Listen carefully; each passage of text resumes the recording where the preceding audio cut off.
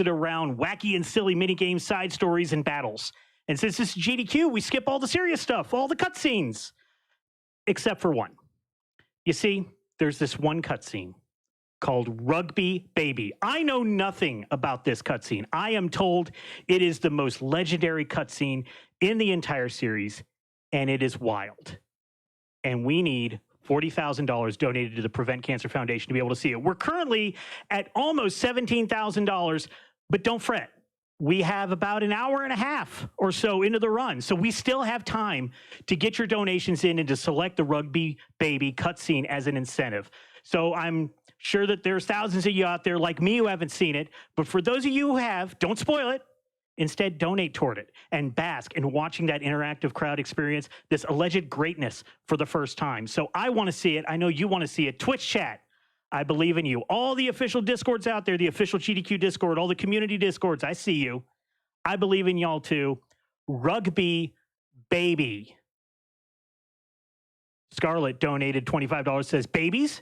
Yakuza? Rugby? Never thought I'd see those words together, but I like it.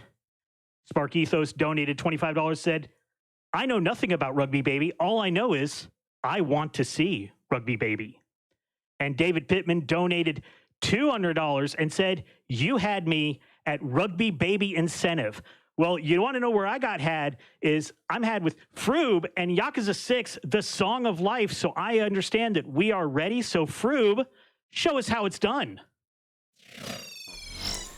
Alright, hey folks, I'm Froob. You might remember me from SGDQ where I did Kiwami 2, but this time I am not alone. I have with me today the master of OG Yakuza 1 and 2, as well as Freestyle Scooter, Razor Freestyle Scooter that is, Tapioca. Introduce yourself. Oh, what kind of intro is that? But sure.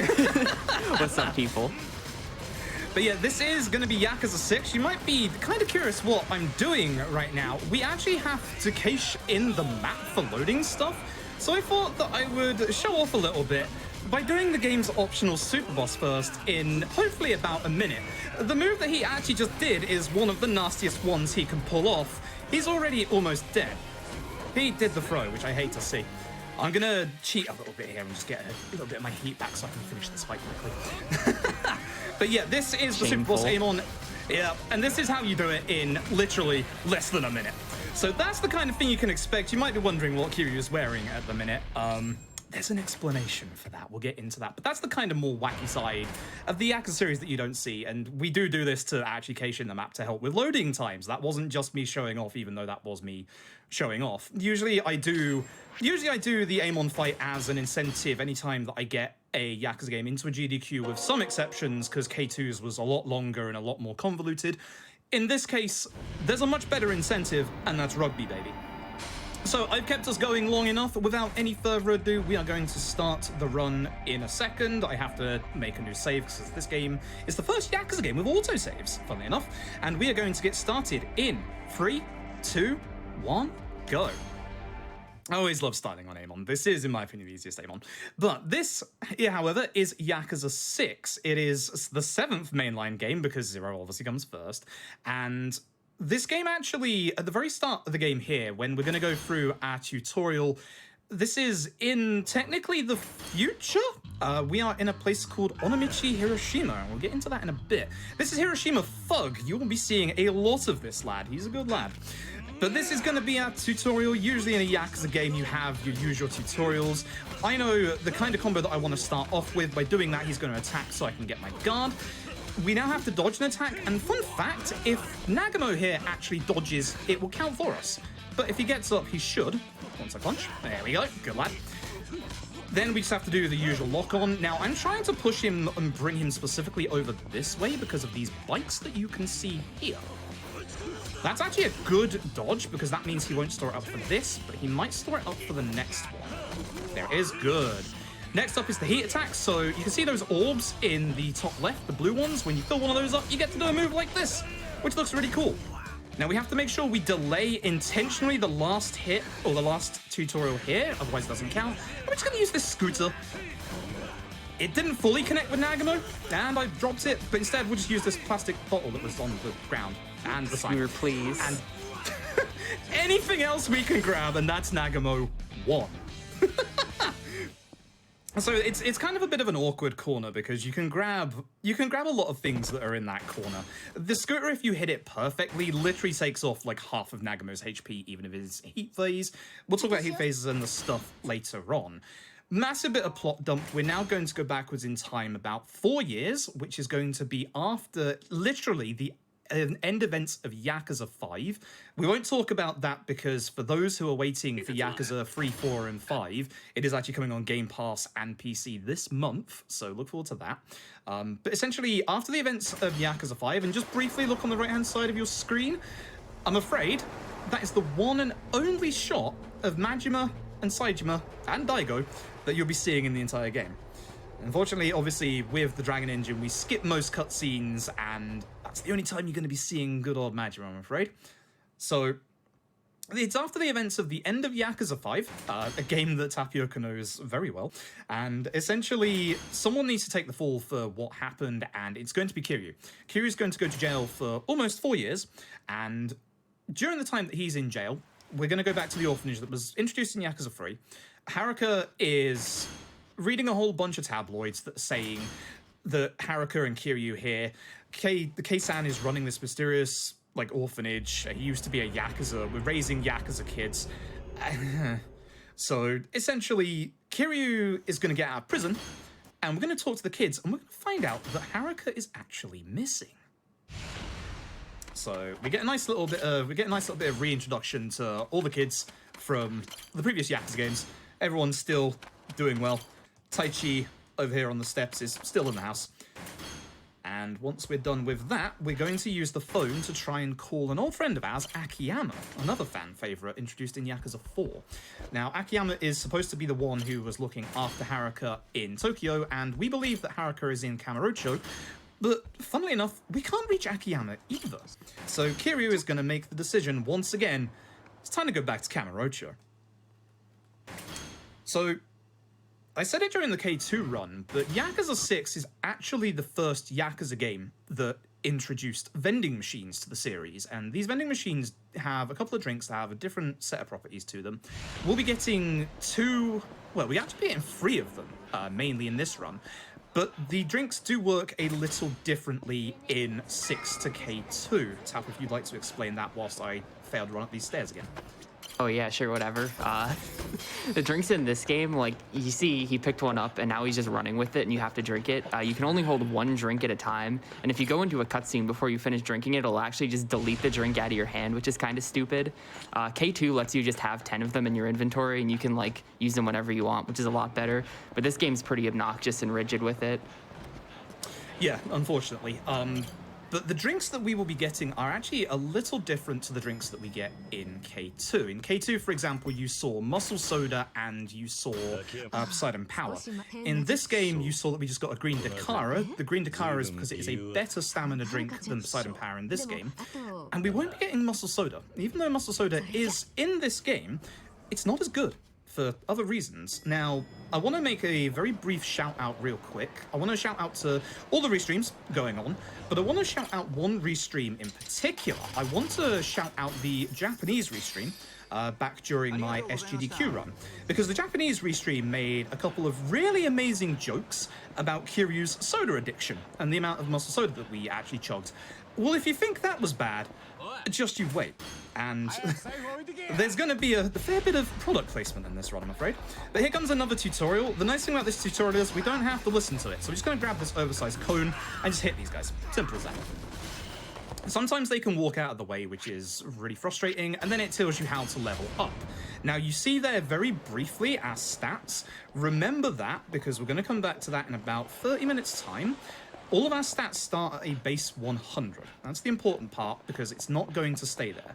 Now, you may have seen that we picked easy for the difficulty, and you may be thinking, oh, here we go. This speedrun's on easy. It's going to be an absolute joke. Allow me to say this right now. Yakuza 6's speedrun is the most sadistic Yakuza speedrun out of every single one of them, for reasons you will see in 30 minutes' time, and the fact that even though we're running this on easy, by the time we get to about 2/3 of the way through the game to mid-game, we're going to die in 3 hits to certain bosses. This run is really cool. It keeps you on the edge of your seat a lot, and it's jam-packed full of really cool set pieces and stuff like that. So we've come back to Kamurocho. We've gone to Sky Finance, which is Akiyama's office, and Akiyama isn't there. We meet Detective Date, who tells us that a couple of years ago while we were in jail, Little Asia was set on fire. And since Little Asia was set on fire, the place has been rebuilt, and they have new neighbors, and these guys are the SAIO TRIAD, a Chinese mafia that have moved in since the place burned down. Good first hit. I was a bit worried about that. Good second hit as well. So, in that tutorial there, you can have the guy at the back actually walk backwards, which is a pain. Anytime the enemy walk away from like the group of enemies that they're supposed to be in, they will actually potentially cause the fight to last longer because you just can't hit them with the cleave of the weapon. What we're going to do now is we're going to head back over to Sky Finance to see if anyone has seen Akiyama. What we'll do on the way, this is a good actual time to talk about it. You see how I have an enemy aggro on me? You can hear that the music has changed, for example. Much like the rules of K2, anytime you do a confirmation prompt, which mostly is going to be a vending machine, you will see that the enemies actually despawn, and you will see that we have a brand new drink here. This is CC Lemon. CC Lemon is our damage drink. At the beginning of the game, I believe that CC Lemon does a flat 40% extra damage. Now, do you remember in K2, where Muscle Soda had the insane knockback? Are you kidding me? Oh, that Dragon Engine, thank you. Classic. So the Dragon Engine sometimes accidentally drops weapons for you. I love this engine because you'll see why. There's going to be some amazing ragdolls. You just got to be a little careful near walls when you're using weapons. Both me and Tap have had, we said it during K2, both me and Tap have had an insane amount of accidents thanks to the Dragon Engine just dropping our weapons. So, we save a Tojo Clan guy who has seen, really, this fight spawn again? Oh man, luck these days is not good. We've seen this Tojo Clan guy, I managed to get it, who has seen Akiyama and has said that Akiyama is currently hiding in the sewers. He is trying to avoid the SAIO TRIAD because somehow Akiyama has also earned some air from the SAIO TRIAD. Now, this on the right is a sub-story. This homeless guy here is why we bought the bentos, by the way. Most Yakuza games, you have to buy something for the homeless, and here it's a bento. Hence why I got the luxury bentos, but also because they're very good healing items. But the two people that we just passed is a sub-story. Sub-stories are your side quests in your Yakuza games. There is no sub-story that you have to do in Yakuza 6. But if you remember the Amon fight at the beginning that I did, the Amon fight in pretty much most of the Yakuza games requires all sub-stories to be completed first. The exceptions to that rule are actually Yakuza 6 and Yakuza Like a Dragon. Yakuza 6 requires you to do two specific things beforehand. I'll talk about that in a bit. Here's our friend Akiyama, and here's Ed. I love Ed. He's a nasty piece of work. Ed is one of the highest ranking members of the SAIO TRIAD. We are going to first take care of those two ads. Ed actually guarded. That's unfortunate. I'm going to have to grab a weapon. So, by hitting Ed once with a weapon, you can see how much damage we're currently doing thanks to the CC Lemon. Please don't hit him, Akiyama. You're going to hit him. He hit him. I don't think I got the ad in time. So what you want to do is you want to hit the two ads at first, then Ed, it puts him into this phase. Akiyama then hits him once to put him into the final phase, which should remove your weapon at that point. I've still got it on me for now. And then Ed. You'll see here as well, this is a good example of having to see every fight's mid-fight QTE, because otherwise the boss doesn't die. There are exceptions to that. I did not mean to hit Akiyama. I meant to hit Ed. There you go, Ed. One other thing as well, actually, that's important to point out after I hit Akiyama there, you may have noticed that the weapon that I had went down in durability by 1. That is also a factor in this game, in that if you hit your allies with it, your weapon durability will go down, and that could become a problem later on in regards to a certain set piece with a certain guy called Somiya. But as we leave the sewers with Akiyama, we're going to get a phone call from Date, who's going to call us to the hospital because he's actually found Haruka. Haruka has unfortunately been in an accident in Kamurocho, a hit and run, and it turns out that Haruka was actually holding a baby. So, we're going to go into Chapter 2.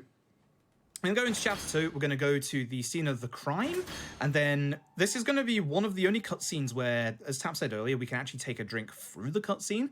We're going to take a stamina drink so that we can just start running around Kamurocho for as long as possible, and during this time, I'm going to throw it over to Bobby to hopefully read some donations. Oh, absolutely. And I do want to say we have hit the halfway mark. We only have $19,000 left to see Rugby Baby. So let's get those in. We've got about an hour, 20 minutes left to get that. So Kretzia donates $100, says, great work to all the runners and hosts. I look forward to GDQ events all year. Excited for the Yakuza 6 run later, donating $10 plus an extra $0 for my favorite Yakuza game. Neon donates $50, saying, great runs, always blown away by how insane some of the challenges have become. Speaking of insane, let's see some Yakuza insanity with that cutscene incentive. And then Sir Zelot donates $25, saying, saw Froob run Yakuza last GDQ and have been following him since. Rugby Baby cutscene also sounds amazing. Good luck on the run. Yeah, we don't often get to show the fun side of Yakuza, the side that you don't see. Most people assume the Yakuza series to be a very like serious crime drama. No, all I'll say is Rugby Baby. You know, there's moments in the Yakuza games like punching bears and stuff like that. It's wonderful. That's not wonderful. That's a bad fight spawn. I do not want to get into that here. Okay, good. So this is again one of the reasons why we have the Green Takara, is if we had the Poseidon Power, it would have actually ran out already. So the Green Takara is very good for longer traversal. Either way, we're going to go over to the Tojo Clan HQ, because the person that was spying on us was actually a member of the Somiya family. Somiya is a young lieutenant, first shown in this game. He works for Sugai. Sugai is acting chairman because, act surprised, Daigo, Majima, and Saejima are in jail. Again. You can't go a single day without Daigo Dojima messing something up. So we're just gonna go back and look around, ask around for a little bit more info. We're then gonna go and get started. Oh no, actually we're gonna get a little bit of a fight outside with a gang called Justice, spelled Justis. We're not gonna get into them just yet. They're part of a piece of side content in the game, but they will be coming up in the main story again later. And yes, they spell it that way on purpose. So once again, we're just going to go over here, grab the sign, and swing, and hopefully get all of them. So yeah, one of the other differences from K2 that you may or may not have seen so far is that whilst K2 was a very weapon-based run, in that we picked up weapons off the ground,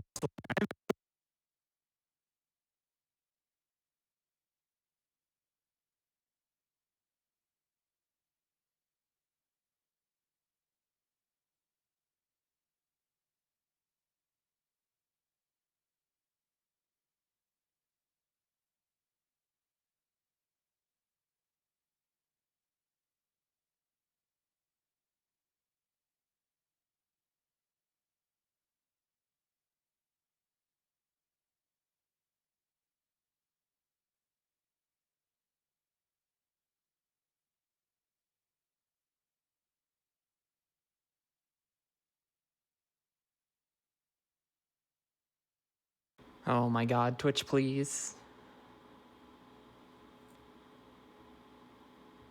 Did that encounter spawn in chapter 2 though?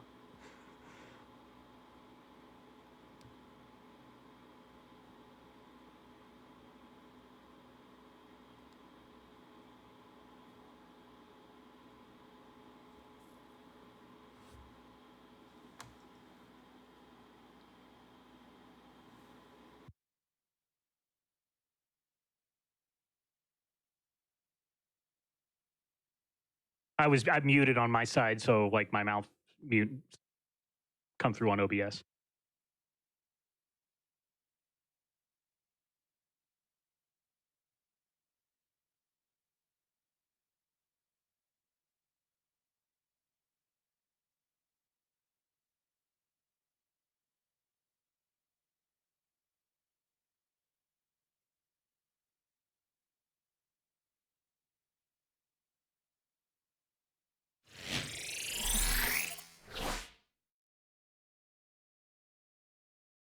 All right, we've got some tech issues we are working on. Don't panic. But we are going to be getting right back to the run as soon as we can. We're the tech team. Give it up for the tech team. They are working on this really hard. So we're going to figure that out. Until then, I'm going to read some more donations. We still have the Rugby Baby cutscene coming up. And so we've got a little bit more time. I really want to see this cutscene. I'm going to check how we're doing. We've got $18,000 left. We're over $22,000 out of $40,000 to get the Rugby Baby cutscene. Crispy donates $50 saying, we got to have Baby Rugby. Let's go. I agree with that. Nilo Josra donates $25 saying, I am way too tired. It's 4:30 in the morning in Germany right now, but I just can't miss Froob's run. Don't know what to expect from Rugby Baby, but I'm sure it's going to be great.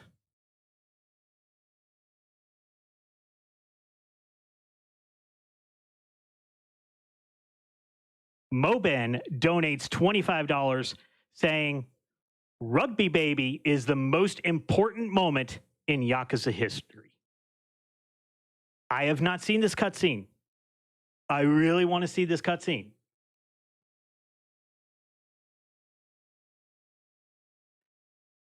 "24/7 Cinderella donates $10. It may be super early in the UK, but with Froob running Yakuza 6, today can still be a diamond. Your run of Kiwami 2 at SGDQ was amazing. Donation goes to the Rugby Baby cutscene."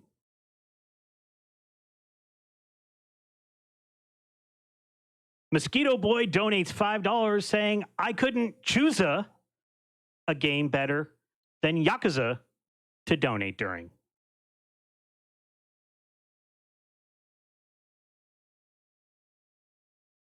CA5197 donates $20 saying, gotta donate for my favorite speedrunner. Good luck on the run, Froob. Let's see the Rugby Baby cutscene.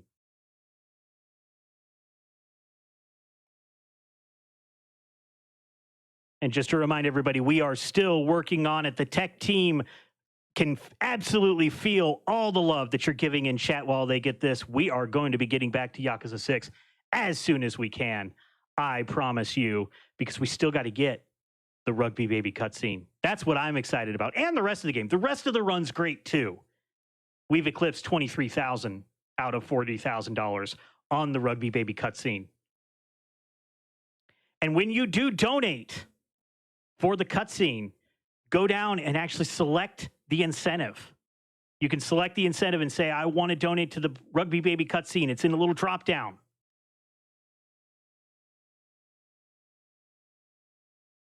And also, if you are looking at Twitch chat and you see all the love given to the tech team and you say, I want to give my love to the tech team. Can I do that with Amazon Prime? Technically, you can. If you have Amazon Prime, you get one free Prime gaming subscription to Twitch per month. And if you haven't used yours this month, why don't you use it on the Games Done Quick Twitch channel? Because all revenue after taxes of subscriptions and bits that Games Done Quick gets on their Twitch channel for the month of January also goes towards the Prevent Cancer Foundation.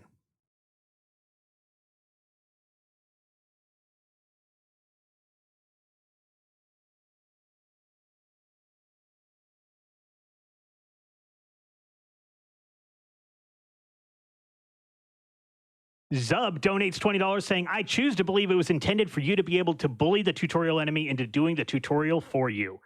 Just seems like a Kiryu thing to do.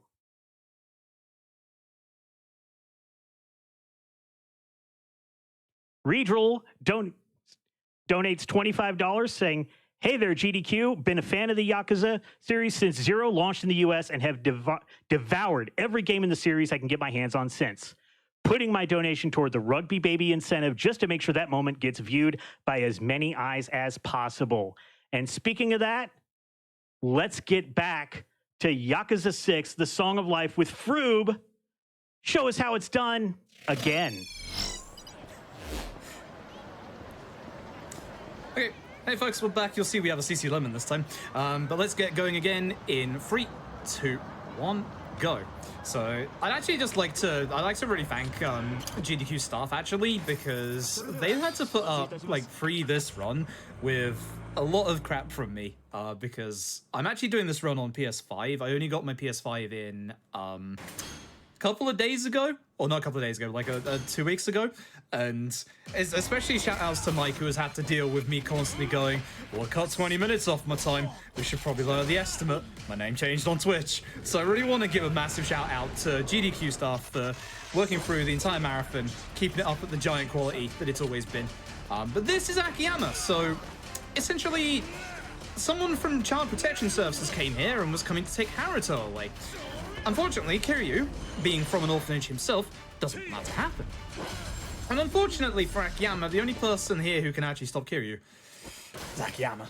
And even Akiyama says it himself, it's not fair. He knows he's not going to beat him. So either way, Kiryu grabs Haruto, and we are going to get the heck out of here. So we're going to go over to Serena, realize we don't know how to be a dad.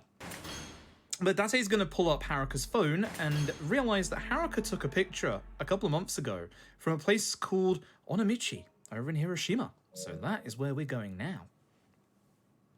So I'm just going to, when we get here, I'm just going to do a very, very quick level up to begin with. It's our first level up of the run.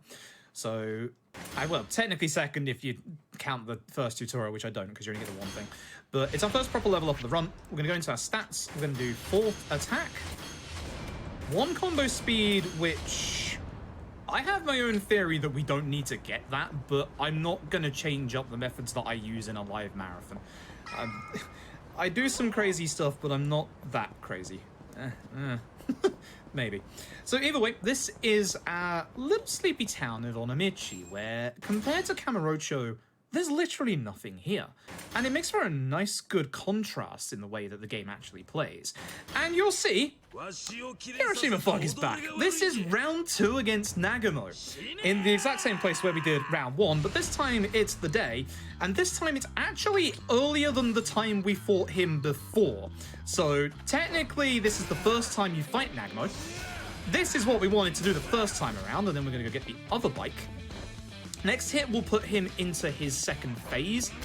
Now he's going to go into his heat phase. So with your heat phase of your bosses, much like with K2 and any other Yakuza game, Nagamo's defense is going to go up, his attack's going to go up a tiny bit. We're just going to hit him with this extreme heat, and with your extreme heat... Oh, I picked up the baseball bat. Never mind. Baseball bats are kind of bad in most Yakuza speedruns outside of Yakuza Kiwami, which is a massively different run than OG Yakuza 1, but we'll talk about that later on with Tap, because Tap knows very much about what the OG Yakuza runs are like.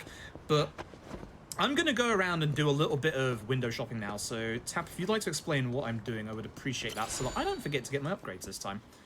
Yeah, sure. So Froob comes up here, he gets that key. That key is to a safe, and the safe is just in the other side of this little alleyway that he's got to squeeze through.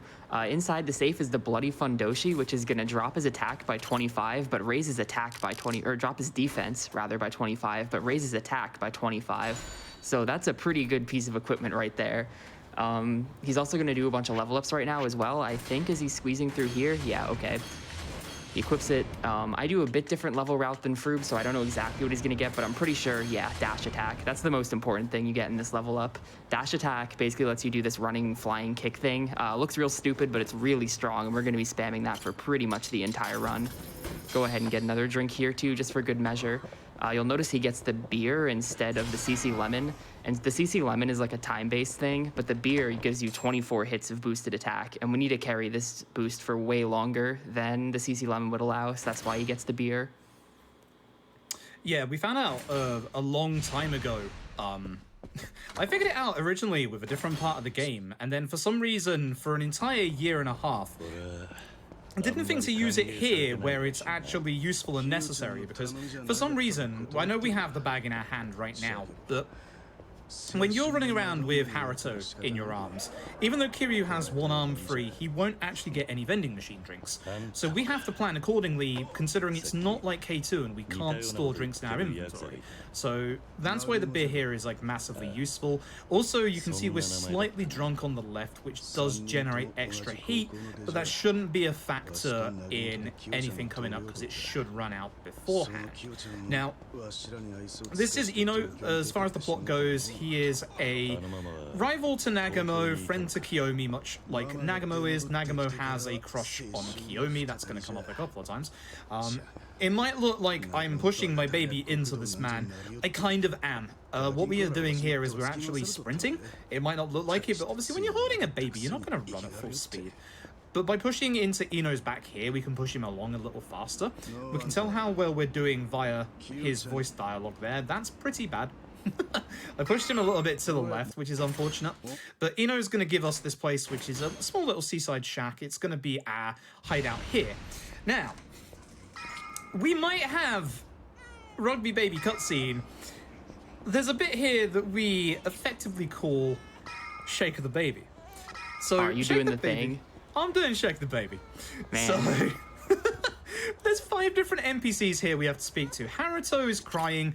Kiryu thinks, oh, I didn't get any milk, so I've got to get some milk for Haruto. So we're going to go and find the pharmacy over here that has some milk, and then we're going to get the first of 2 Shake the Babies. Now, usually in the speedrun, we actually skip this, but the thing is, that happened early. I would have messed up anyway. Hope you like gyro controls. So, there's 4 different things that Haruto can want. That's lift. Yep, good. That's a good one. This is how you lift a baby. Do swing. I dare you. You won't. Ooh, double lift. Ooh, this is good luck. Yo, what a good baby. Don't do rubs. Don't do rubs. Get 3 lifts? That's actually really good luck. PS5 is so rigged, I swear. I've never had 3 lifts in a row. That's insane. So, of the 4 different again, control, thanks game. Of the 4 different moves that you can do, the worst one is rubs, because you have to actually rub on the touchpad, and it takes a good like 5 seconds to register that you're doing it. And the gyro, especially in the DualShock 4, is so overly sensitive that instead of rubbing, you will shake that baby. I guarantee you, you will shake that baby. The reason why I want to show it off, obviously, is so that you can get a bit of affection for Haruto for hopefully the Rugby Baby cutscene, get those donations in, but also because the Xbox and PC versions of Yakuza 6 is coming out in March, and because there won't be motion, there's every chance that the actual shortcuts for the moves will instead be button presses, which might mean that Shake the Baby is faster to do than this method. We go into our pause menu, come back out. It starts the autosave in the bottom right, at which point we quit out to the main menu. Then we're going to come back in, because Shake the Baby is actually on a timer. So by quitting out of the game and then coming back in, we reset that timer for Shake the Baby, and we don't do Shake the Baby again. And thankfully, the game loads up the actual save that it's on, because it's got more saves above, because I brought over my PS4 saves. But Shake the Baby could be faster in the future, theoretically. Theoretically, Shake the Baby with a good set of moves is actually faster than quitting the game out. You get the second Shake the Baby right there on that corner street. The second time around, it's usually swing and shake. It has more chances of being those than the other 2. That doesn't mean you can't get rubs or lift, I think it was. Not lift, swing. I don't know. Either way, this guy here has one of the highest dodge rates in the game. Because he's drunk. I don't like that you've just done that, sir. What we're supposed to do... Hello? Okay. What we're supposed to do is run straight past him to bait out his punch, because when he's punching, he doesn't have a dodge. And then, obviously, you're supposed to hit him with a flower pot to the head. I missed. As you do. So we're going to take Haruto, we're going to head back and get some rest. And then in the morning, we are going to go and explore the town and see if anybody knows. We're going to go back to Kiyomi and see if she has seen Haruka or anyone like that. So in the meantime, I'm going to throw it back over to Bobby, see if you've got any donations. We do, but I also have some announcements. First off, we raised like $5,000 for the Rugby Baby cutscene in like the last 5 minutes. So y'all are awesome. We've got $27,000 out of $40,000. But also, I wanted to let everybody know that the incentive for the final bonus game of the entire marathon has been set. We're going to be doing the Legend of Zelda Ocarina of Time, all dungeons. ZFG is going to be showing us how that one's done. It's going to be added to the schedule right before the finale if the event's donation total reaches $2.5 million. This is a milestone. This is not a specific incentive. Every incentive goes towards this milestone. So if you donate towards Rugby Baby, we get to see Rugby Baby, and we are closer to seeing all dungeons of Ocarina of Time. So we're coming in on the final day of AGDQ, and we're doing amazingly. So I do have some donations here. Risuru says, Froob, good luck with the run. I'm so excited that Akiyama's first GDQ appearance is the same game where he is canonically denied access to the hospital for being too stinky. Please be kind to my future ex-husband. Don't beat him up too hard. Let's get that Rugby Baby scene incentive met. Get some milk. I like that reference. and then Arcan the Arcane donates $20 and says, let's get to the top on this Friday night with a Yakuza 6 run. Could we get some Curio-chans in chat to celebrate this beautiful series? Good old. Gotta love all the karaoke references as well. I would one day really love to get Bakamitai into a GDQ, and I tell you what, I'd sing it if I have to. So that was Dash Attack that we just did. Also, you might notice that guy.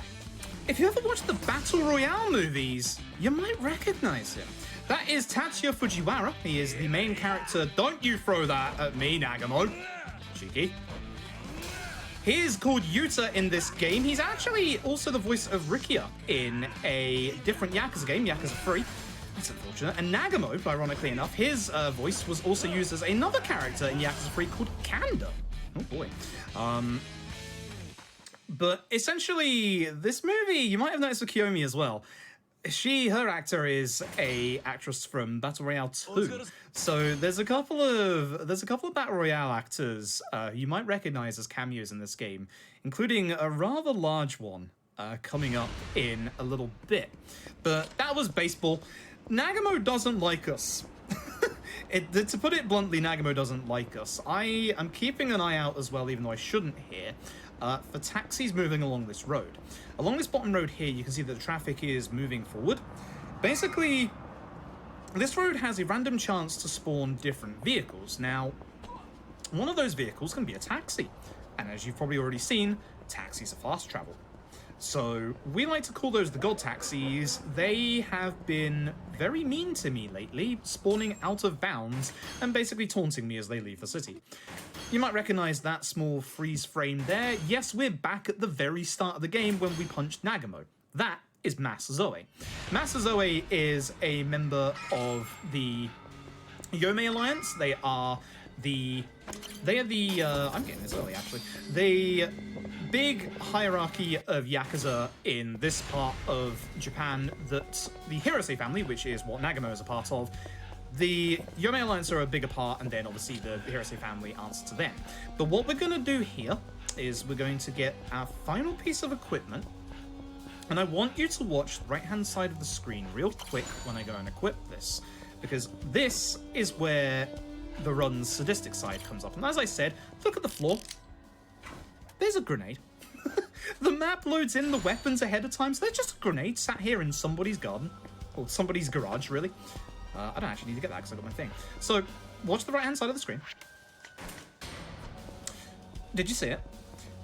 So as I said earlier, every single stat starts at a flat 100. Our defense is now 50. We have cut our defense literally in half, and we're not going to supplement for that in any way, shape, or form. This is the reason why this run is a little sadistic and also very difficult. We can die basically from the halfway point of the game onwards in 3 hits to certain bosses, even on easy. Now, much like K2, you can take these strategies over to Legend difficulty. I don't recommend it, but it's doable. Now, remember when I said as well about mid-fight QTEs and how you have to see every single one of them? There's an exception to that rule. This lad, Masazoe. Masazoe's mid-fight QTE actually revives all the enemies in the fight. Good fight. I'll take that. So for Master Zoe, instead of basically seeing his mid-fight QTE, we can focus on Master Zoe first and make sure we don't get any backup from the ads that we take out. With that, we save Nagamo, and Nagamo is now BFFs with us, as you do. So, we're going to head into Chapter 4 now. We're going to go and meet the Hirose family in full. You've seen a couple of them already. That's the first time you get introduced to Patriarch Hirose there. You'll see him very, very soon. But basically, the Hirose family is a very, very small group of Yakuza. Nagamo got in trouble with Master Zoe because Nagamo, who has a crush on Kiyomi, decided not to charge her for protection money, and Master Zoe found out. Now you'll see that I'm buffering drinking the last bit of my drink here. We need this drink to last as long as possible coming up.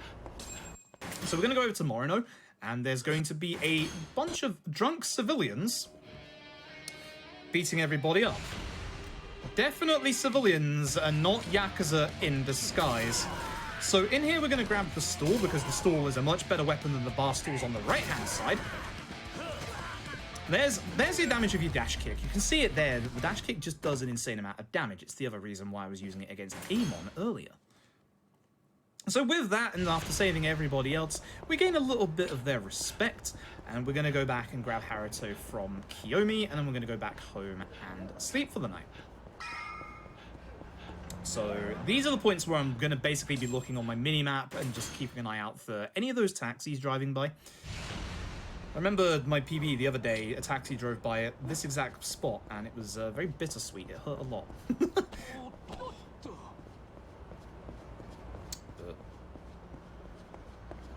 We're just going to run through the city for a little bit. So, Bobby, if you've got any donations, now's a good time for one or two. All right, just an update. We've hit over 28,000 for the Rugby Baby cutscene. And Argic donates $25 saying, "Good morning. It's 3:45 a.m. and there was no way I was missing Froob's run live. Good luck with the run, mate. And here's $25 to Rugby Baby." And Goro Majima donates $50 and just says, "Kiryu-chan." Uh-oh. So just quickly, we have to stay on the left-hand side of this road anytime it's daytime now, so that we avoid a business minigame that involves baseball. But I would like to shout out Argic. Argic did the Sonic Mania run earlier this week, and if you have time during the end of the marathon, you might want to go back and watch that run, because it was fantastic. In fact, the entire Sonic block itself was fantastic. In fact, the entire event has been really amazing.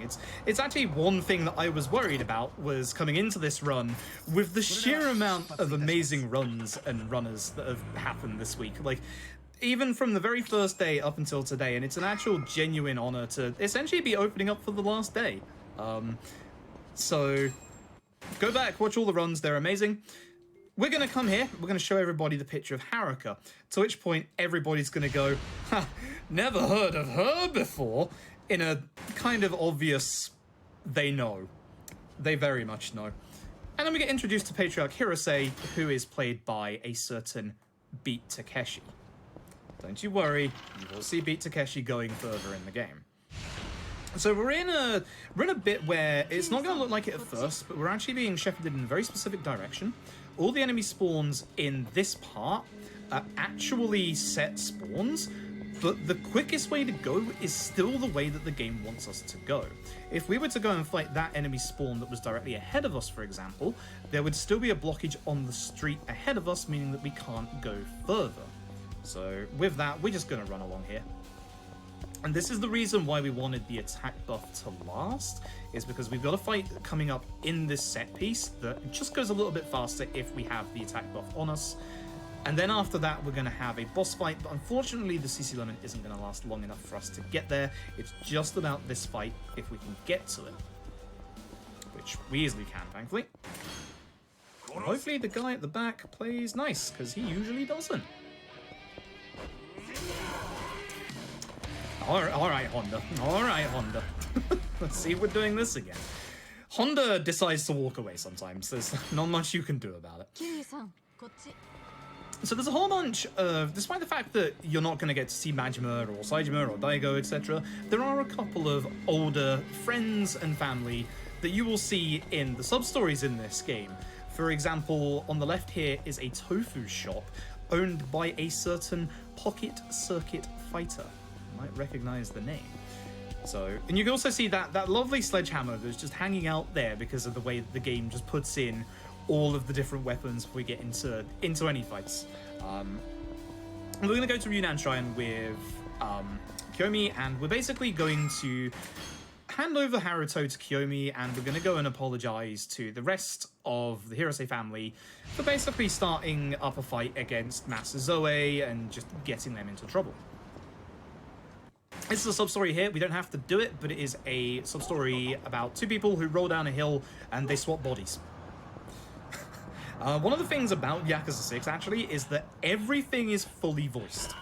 Even the sub-stories. So there's less sub-stories in this game, but they're all of higher quality because they're all voiced. So on the way to the next boss fight, we're going to grab this Shoyu beer.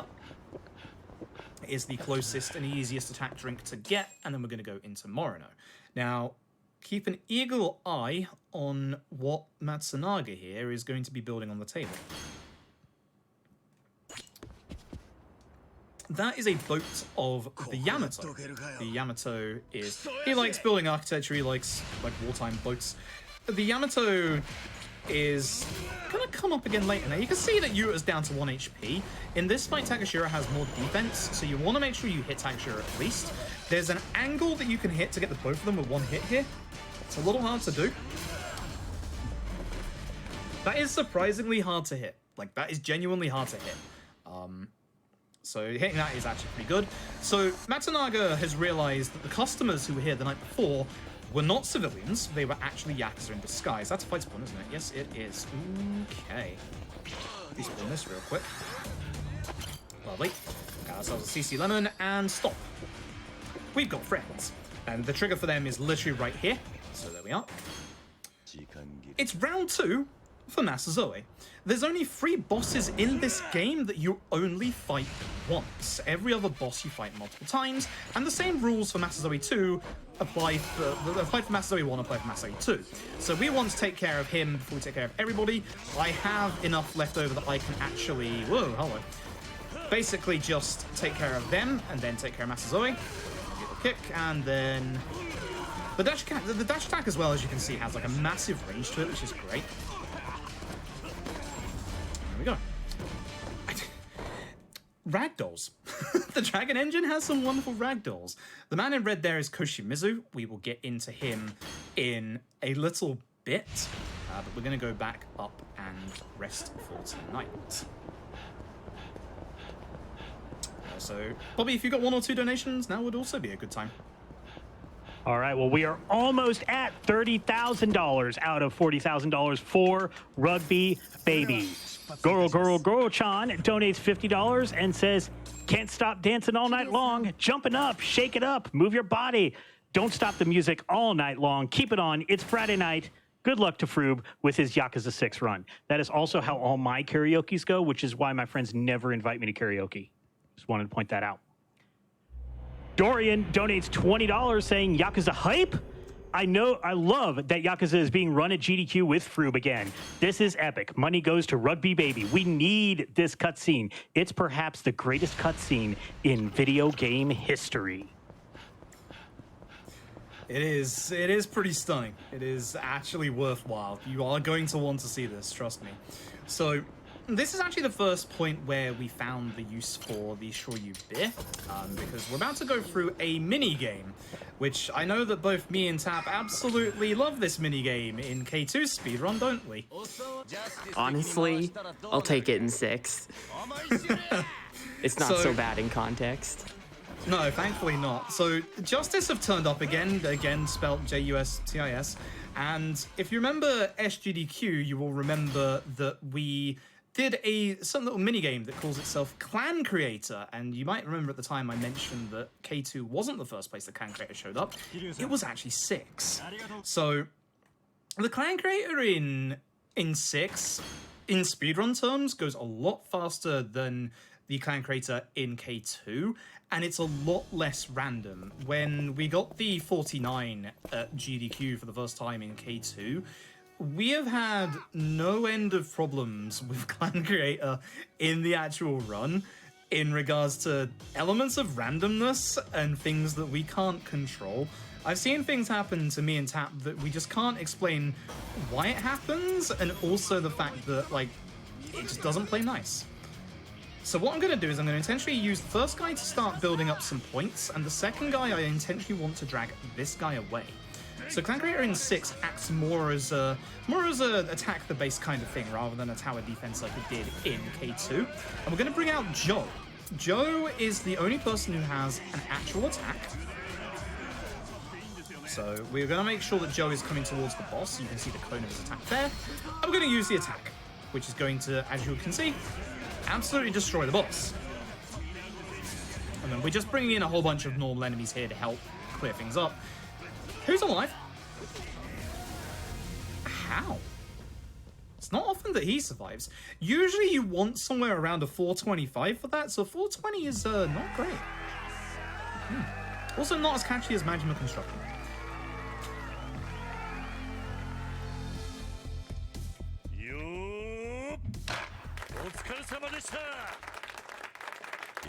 Alright, so the whole reason why we want the attack buff is for after the fight, because after the fight is when we have to fight some of the enemies from that last bit, including the main boss who now has a knife. You can see the two guys with guns. We're going to aim for them with a dash attack. Hopefully take them out.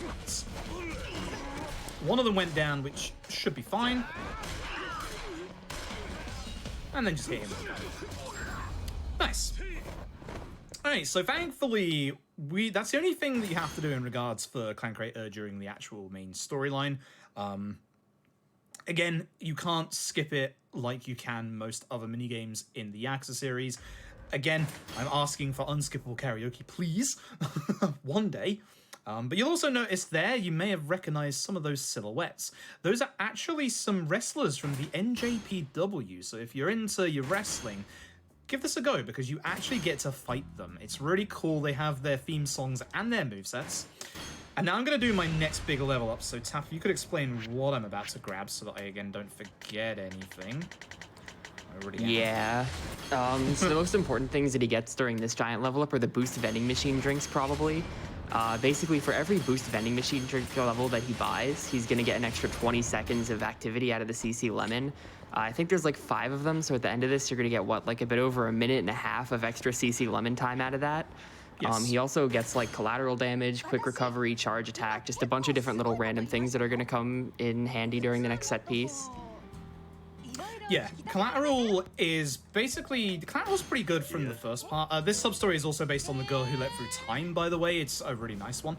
And there's another sub-story coming up on the right where the only words that I'll say to you are Munancho. That lad right there. So, the collateral that we got is mainly used from this point onwards, because most of the set pieces that we're going to go through from now on are going to be via groups, like massive groups of enemies. Like, there's going to be like tons of them. So collateral basically adds knockback and damages more enemies after the first enemy that you've hit with, say, a weapon or another enemy. Most of the Yakuza runs are pretty rigid in the terms of what we can do in fights. Like K2 was a weapon-based run. Nice. 0 is a very brawling-based run. With 6, because it's the first game in the Dragon Engine, there's a couple of different methods that we can utilize. You've seen me use a lot of two-handed weapons, for example, but 6 is one of the more unique Yakuza speedruns in that using enemies against enemies is actually a viable option. Also, again, there's your beat Takeshi. Told you you'd see him. So you'll see a couple of times. This also works a little bit more with dash attack as well. So you might see once or twice as we go through here, dash attack being effective on certain parts than others. We're going to come here to rescue Kiyomi, because we met Kiyomi up on the service way, and Somiya turned up. Somiya is here for a meeting with the heads of the Yomei Alliance. Good time to show this off, because I dropped the weapon. You can see there that it literally took that guy out and almost took out the guy with a larger HP bar. I also have charge attacks, so I do extra damage with my strong attacks. You know, I'll leave them to it. Yeah, they got it. But essentially, Soumya wanted to talk to Kiyomi alone. We left them alone, and we've heard word that Soumya has kidnapped Kiyomi, so we're here to save her. We've come here in full, you know, ski masks and everything at Patriarch Hirosei's request. So when I go into each of these rooms has a trigger inside of it. So you have to make sure you go in just that amount, just to make sure that you hit the trigger. If we leave one enemy alive, and also this is the Yakuza way of opening doors, is to just punch them, of course. If we leave certain enemies alive, we can sometimes have Nagamo deal with them, but only if it's like near the start and only if it's the smaller enemies. We're about to run into a couple of what we affectionately call in the Yakuza speedrun series, large lads. Large lads are larger lads. They have larger HP bars, they have more defense. In some games, they have more hyper armor, and in most of the games, they have drop kicks. And they're evil. They are nasty. So, because this guy's alive, I can leave him to Nagamo. Hopefully Nagamo will take care of him, because Nagamo sometimes doesn't. So, you saw there that I managed to take care of both of the large lads. That's only because I actually hit the both of them in the same kick. That's the power of collateral. If I didn't hit the both of them in the same kick, the other one would have survived. So it was actually a good kick. Nagamo, he's on 1 HP. Thank you. Sometimes, Nagamo decides not to help out. You can lose up to 20-30 seconds if you decide to let Nagamo help you, so you have to be very, very selective and make sure that Nagamo doesn't mess up. He has cost runs. So, this lad is gonna get held back by 3 of them, and us and Nagamo are gonna go up to the sauna. Up to the top floor, and we're gonna try and find Soumya. In a scene that I can only say is probably a reference to Ryuga Gotoku Ishin, which is the Japanese version, or the Japanese only Yakuza Ishin, which is a phenomenal game. Those of us, you'll hear a lot in the Yakuza series, in the Yakuza community even, that those of us who have played Ishin will constantly praise Ishin of how good it is. But you see that I picked up a plant before going in this room, and you'll find out why in a couple of seconds. Shout out to Toxic for the plant. Yes, yeah, Toxic found that very recently, didn't he? Was it like a month ago? Yeah, when he was working on Legend stuff. Is this man Soumya? That's not so. So, there's an infamous bathhouse scene in Ishin, which is another one of those wonderful moments in the Yakuza series. And with these guys, we're just gonna hit them with a giant overgrown houseplant. Aim for the guy with the HP bar because he is the most problematic out of all of them. In fact, I'm gonna throw it and hopefully hit him. There you go. I absolutely love Yakuza 6 because of the fact that throwing weapons is a viable strategy, and it is so much fun. So Nagamo's gonna do something stupid, and thankfully I didn't get the infinite load there, which I was a bit worried about. So Nagamo walks into the sauna with Soumya and takes his mask off. So much for the element of remaining unnoticed. You'll notice with Soumya that even though he's a high-ranking Yakuza, on his back, he has no ink, and that's what makes Soumya a very fascinating character. Because Soumya, instead of the usual like old-school Yakuza, who very much believe that their power is shown off via the tattoo on their back and stuff like that, Soumya believes that it should all come down to their own physical power and money. So whilst we still have an attack buff, we're going to hit these guys and the guy with HP bar. Very nice. Houseplants are wonderful. Houseplants are amazing. There's one on the left that I probably should have gone for. I thought I could take that guy out with a dash attack and did not. The guy with the large HP is the one that's the most worrying. Could you all... Thank you. One guy. That's all you have to deal with. One guy, please. So we're going to go after Soumya while everybody holds off the rest of the enemy that comes along. And we are going to grab a safety heal on the left-hand side here. Because again, when we... In about... Probably about 20 minutes time... Bosses are going to start free-shotting us. We're going to have to be very, very careful. So the Soumya fight is going to start the same way each time. Tap, if you'd like to describe it for me, I'd appreciate that. Sure. So basically the strat on this fight is to go for, well, first of all, at the start of the fight, Somaya doesn't do anything. He just like stands still. I think he takes a drink. I think he's like standing in the room naked drinking. So we take this opportunity to go get, what is that thing? A lamp. The GDQ lamp. Oh no, he went for the chair. Okay. Would have gone for the lamp, but the chair is good too. Probably gonna what, feel the heat for this? Or the other chair? He is phase transitioning quite high. I don't like that. Yeah. Well, anyway, he's supposed to go for the lamp and then go for the chair, and that pretty much would have taken care of all of Somaya, but he's gonna have to improv a little bit here. All right, second chair. That's probably the play. That's good. Oh my god, dude, Dragon Engine. Chair just made of porcelain, shatters into a million pieces. Not a good Somaya. Not a good Somaya at all. As Tap said, yeah, I did try and go for the GDQ lamp. You usually go for the lamp because you do 2 hits and then a heat attack, but unfortunately, I grabbed the chair because I didn't move up enough. So that's on me, unfortunately. And then I just had to react, and Somaya reacted. That's just not what I wanted to see. So either way, we catch up with Somaya, and we find this meeting going on between Somaya and more specifically 2 characters. Well, Koshimizu is also there, but it's more specifically 2 characters. Heizo Iwami, who we will call Iwami Senior, and Suneo Iwami, who we will call Iwami Junior. They basically orchestrated Kiyomi's kidnapping. It was all completely fake because they wanted Kiryu to turn up. Because Kiryu is the ex-4th chairman of the Tojo, are we going to get the back? Are we going to get the back thing? Yeah, we are. Almost. You're Whoa, kidding what me was right that? I got stuck in the Hello? door. I've never seen that before. No. So you can actually glitch Kiryu out. They're not in the door. That's the first time either of us have seen that. So, hey, that's never happened before. But yeah, you can basically have Kiryu try and open the door, and his back will arch backwards about 90 degrees. It's wonderful. I'll tell you what isn't wonderful. Joe. Joe's gonna turn up, and he's gonna say, hey Kiryu, wouldn't it be ironic if we were to both go to Kamurocho and you did some clan creator?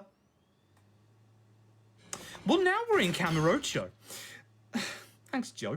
So we're here with Nagamo and Yuta because after the meeting with Iwami Senior and Junior, they wanted us to see over a It's this level up, isn't it? Where I have to do one of these? Yes, that was it. That's the one I always forget.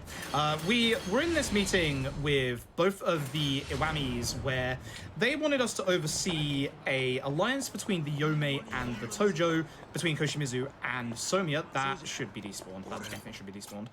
And essentially, Kiryu says, I'm out of the Yakuza, I don't care anymore. They threaten Kiryu with going to the Omi Alliance, which, if you remember, K2 is the big Yakuza clan in the West. And essentially, Kiryu is just like, I just don't care. And Kiyomi comes back with us, and she has a suggestion about who might be Haruto's father. A guy named Tatsukawa, who is a friend of both Yuta and Nagamo. He came to Kamurocho to be a host.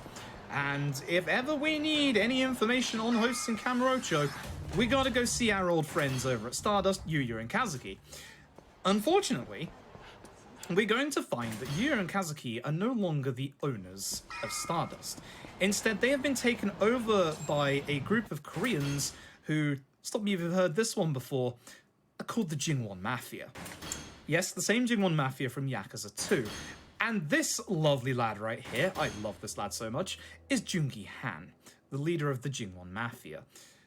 Now, via one of the loading screens in this game, the Jingwon never forgive and the Jingwon never forget, and that is very true here. We got turned away at the door to Stardust, and Jungi Han wants to make it up to us by inviting us back to Stardust, and on the way, we're gonna get into a little bit of a nasty fight. Once again, this is one of those fights that I said about earlier, where you have a whole bunch of enemies, and it's just, it's just, for the most part, dealing with them is the usual same way each time, where we'll either be using one of the bikes that's on the side of the road, or we'll be throwing enemies into other enemies. So we're going to run to the left here real quick. There's 3 enemies here that have HP bars, and they're the worst ones. Take them out immediately. Don't even wait to get like a good set of enemies to hit, because they will knock this bike out of your hand. So we're going to grab him, move away from the light post so we can actually hit as many of them as possible. I am surprised that hit him. He was going for Yuta. Cool. And you can see here, just by throwing them, that it really does just, like, destroy enemies. Like, that's okay. That was okay, that one. That's fine. So there's going to be more enemies that come from behind. Nagamo is going to stay behind and stop them. And us and Yuta are going to go over to Stardust to try and find info from Jungi Han about where Tatsukawa is. That's a bad fight spawn again. Man, that is some bad luck tonight. Because this one should be a confirmation trigger if I remember rightly. I remember wrongly, it was an area one. Whoops, I could have just ran past that. Oh well. So, Jungi Han's made some subtle changes to Stardust and has installed a striptease masquerade bar in the basement, including its very own wrestling ring. Say hello to the best fight theme in the entire game. So we're going to start with a charge attack, go straight into our extreme heat.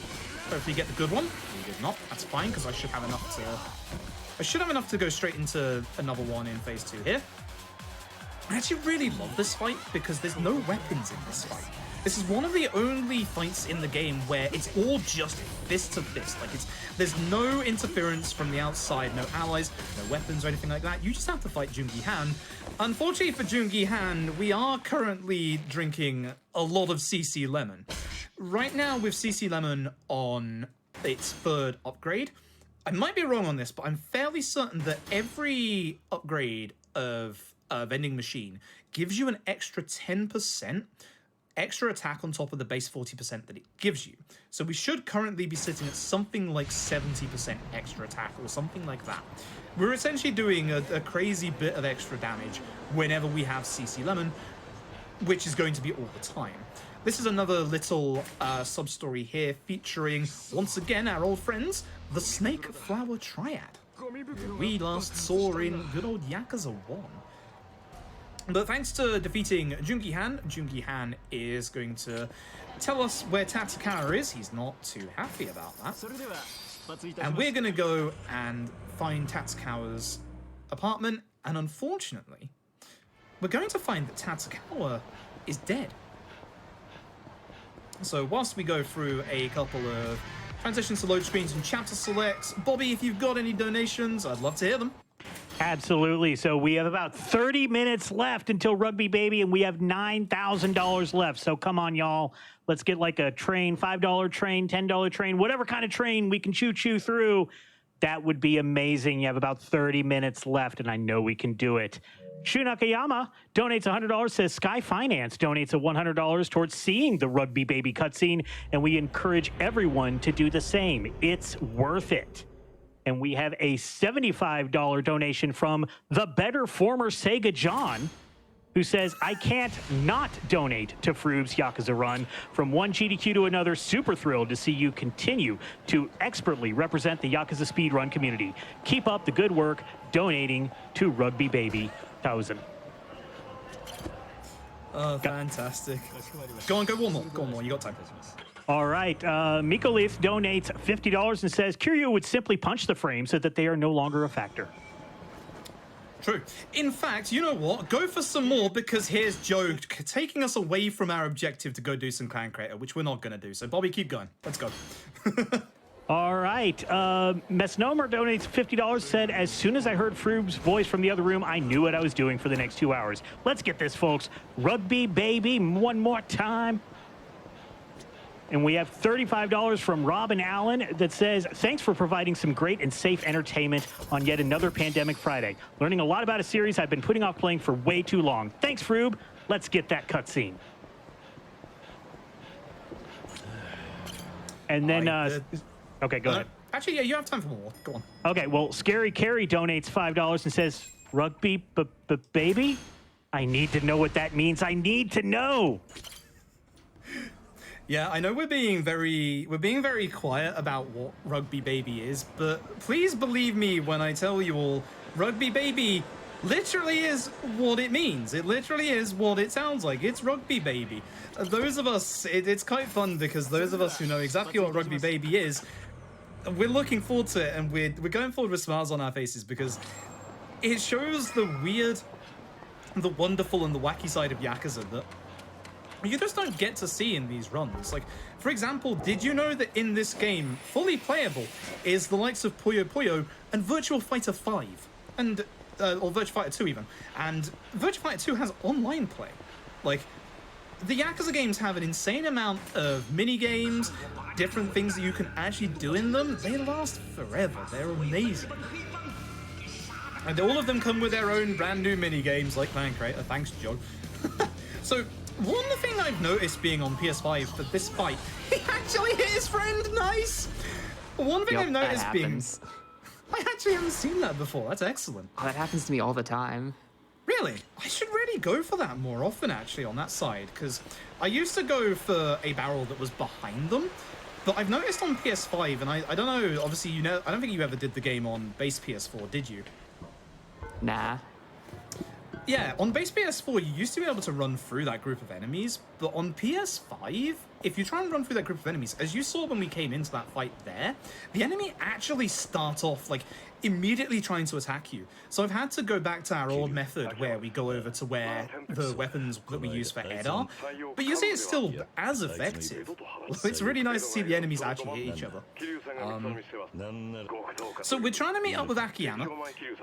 We found out from the detectives that the method that was used to kill Tatsukawa was highly likely done by the SAIO TRIAD, and the only member of the SAIO TRIAD we've met is Ed. So we're contacting Akiyama. We want to meet Akiyama to try and get an audience with good old Ed. Now, this will be, we're going to have to go through a couple of things, including a little bit of product placement. If you all want a gym membership, I mean, I know I definitely need a gym membership. There's good gym product placement coming up soon. But in this bit, because it's like a walking section, because we got a little bit of ways to go, I guess we'll talk about like actual Yakuza speedrunning, because it's not often that you get two Yakuza speedrunners in the same room with one another. And between me and Tap, we have pretty much the entirety of the series covered outside of the PSP spin-offs. So Not for long. yeah, no, not for long indeed.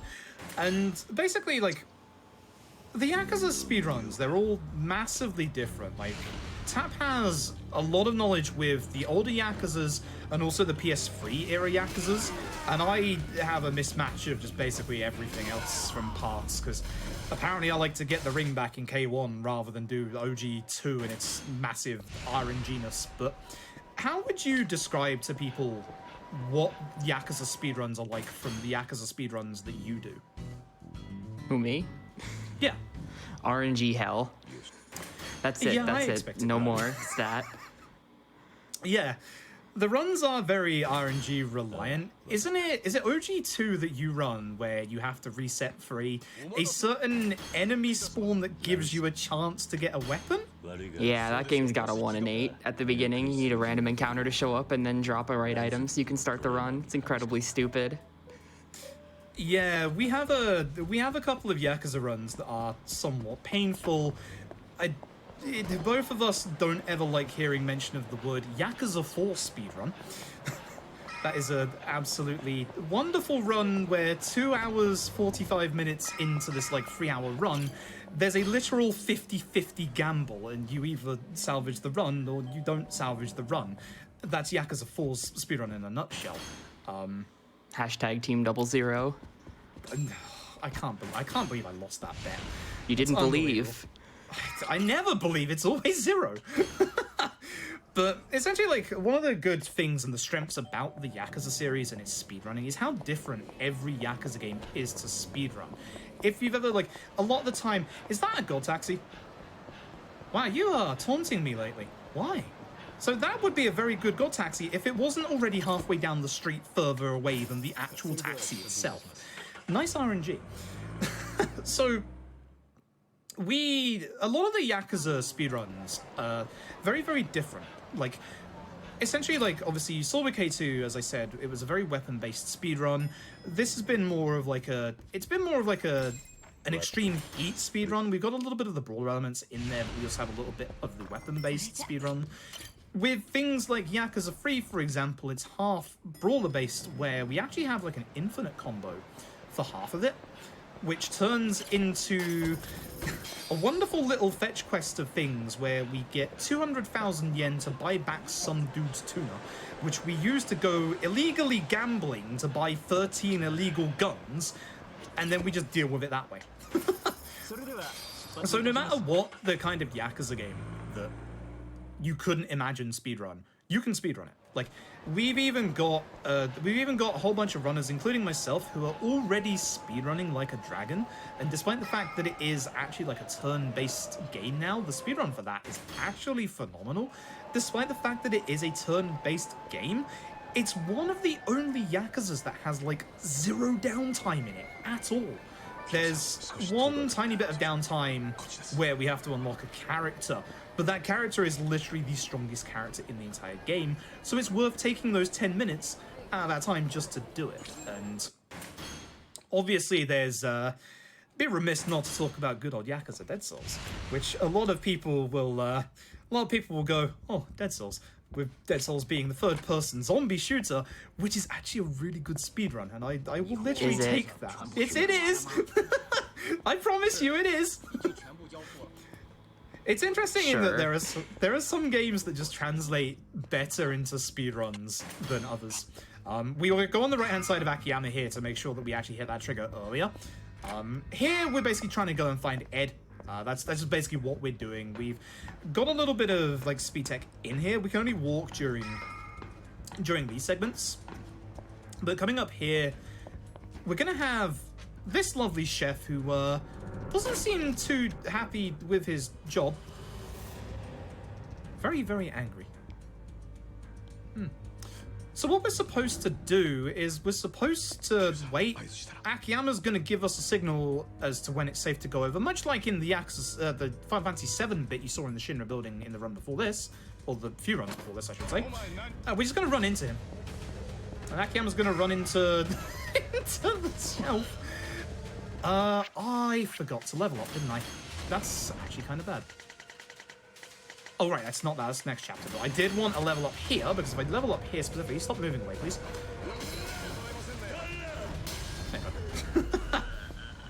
Not ideal. I should have done that earlier, but...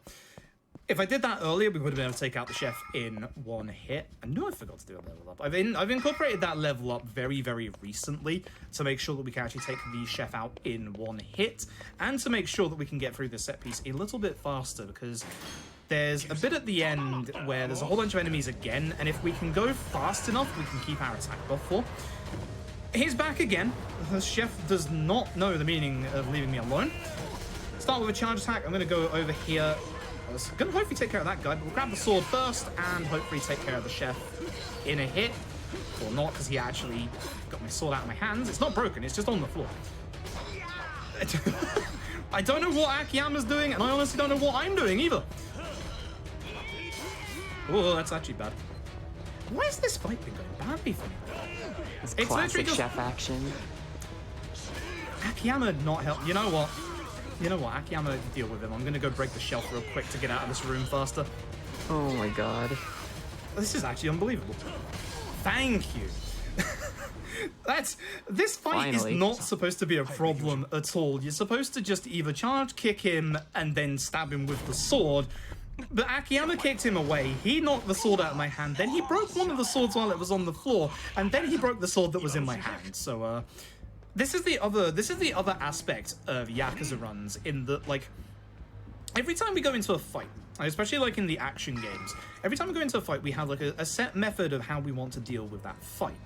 But most of the time, as you can see there, things can happen. Things can go wrong. Either the enemy will move in a way that we don't want them to, or the enemies won't group together, or maybe the enemies will group together. And a lot of Yakuza speedrunning is about knowing what to do and how to react to basically anything that's going to happen. Now, I do have a nice strategy for him for the third time. Start with that charge kick, knocks him on the ground. We're going to grab this, hit him once, then hit him the second time, and that should be the fight. He didn't actually get stunned for once. Exactly as I was saying earlier, things can happen that aren't supposed to happen. He was supposed to get stunned. You saw him lunge for me. I got lucky. So with this, Akiyama's going to throw down the rope ladder and going to get Nagamo and Yuta to come with us. Not quite sure why they didn't just come with us in the first place, but here we are. I'm going to get to the end of this set piece now. My attack buff is not looking too good here, but it should be okay.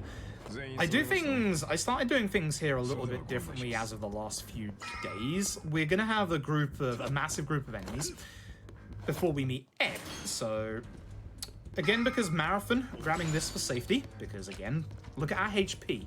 Our HP is already half, and I've barely been hit by anyone other than the chef. So we're going to run straight into the middle, grab this guy, and throw him. Notice him with the HP bar over there. This is why this room is dangerous. It's time for flying furniture, and also this lad who likes to kick us and stun us with that kick, so we really don't want to get hit by that. Funnily enough, even though he has a HP bar, he's not the boss of this place, and because I don't have my CC Lemon buff anymore, unfortunately, that's going to cause us to lose a bit of time. Please move, Yuta. Thank you, Yuta.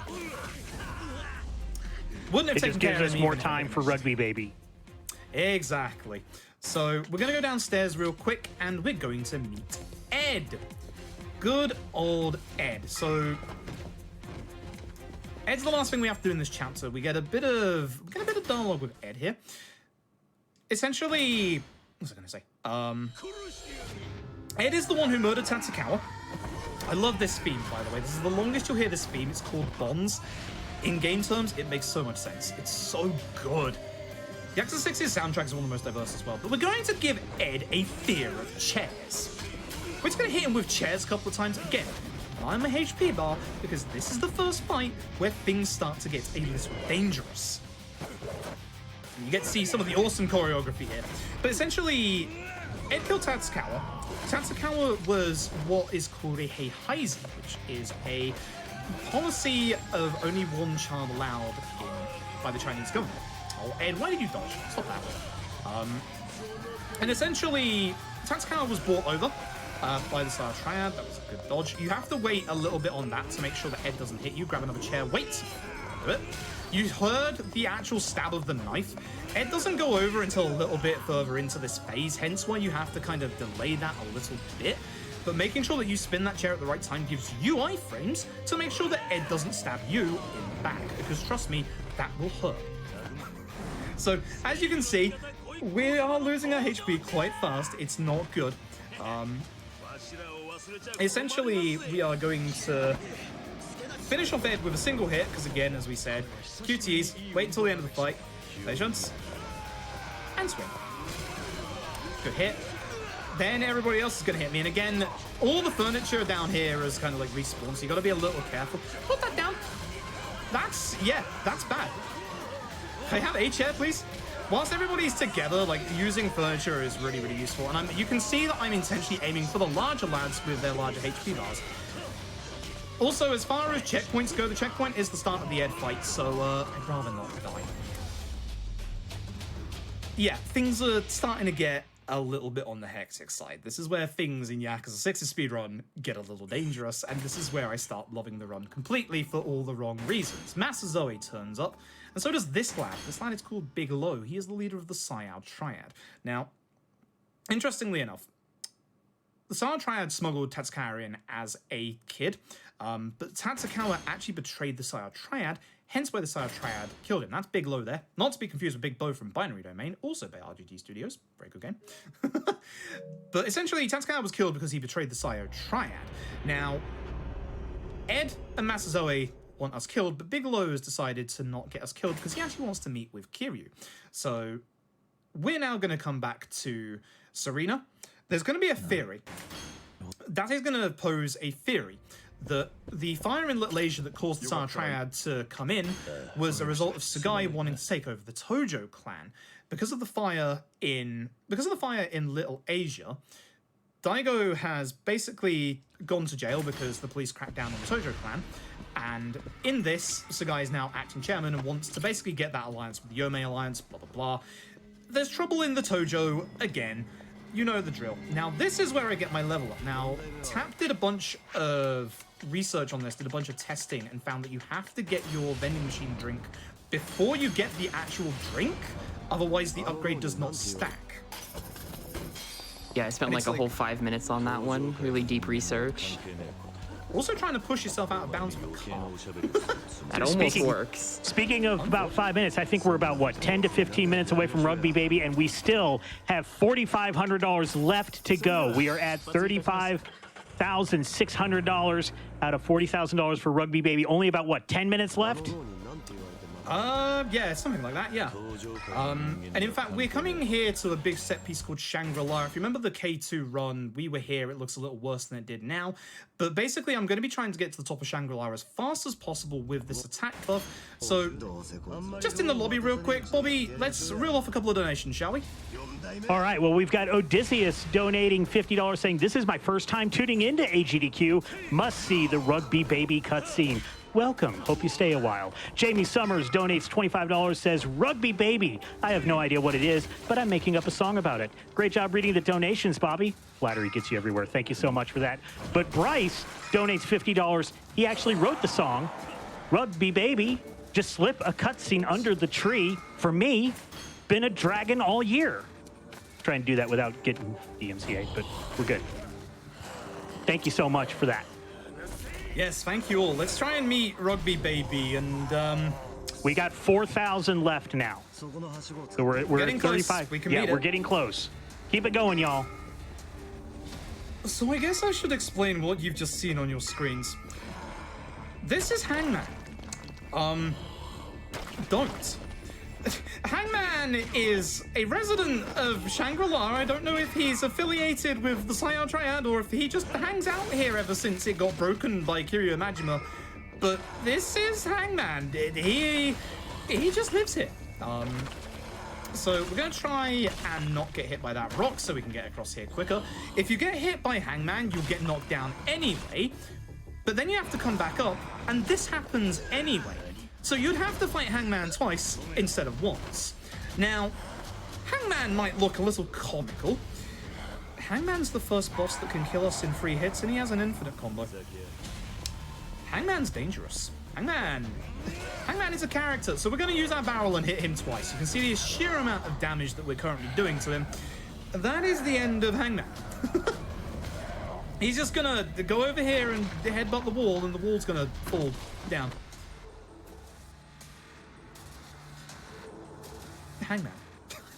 He's a wonderful. I don't know.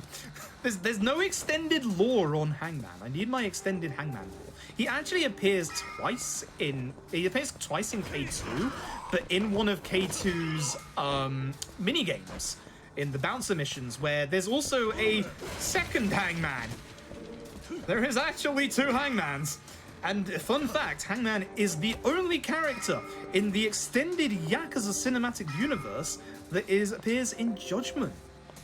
As Hangman gets himself a cameo in Judgment. It was a very, very big shock to see him there.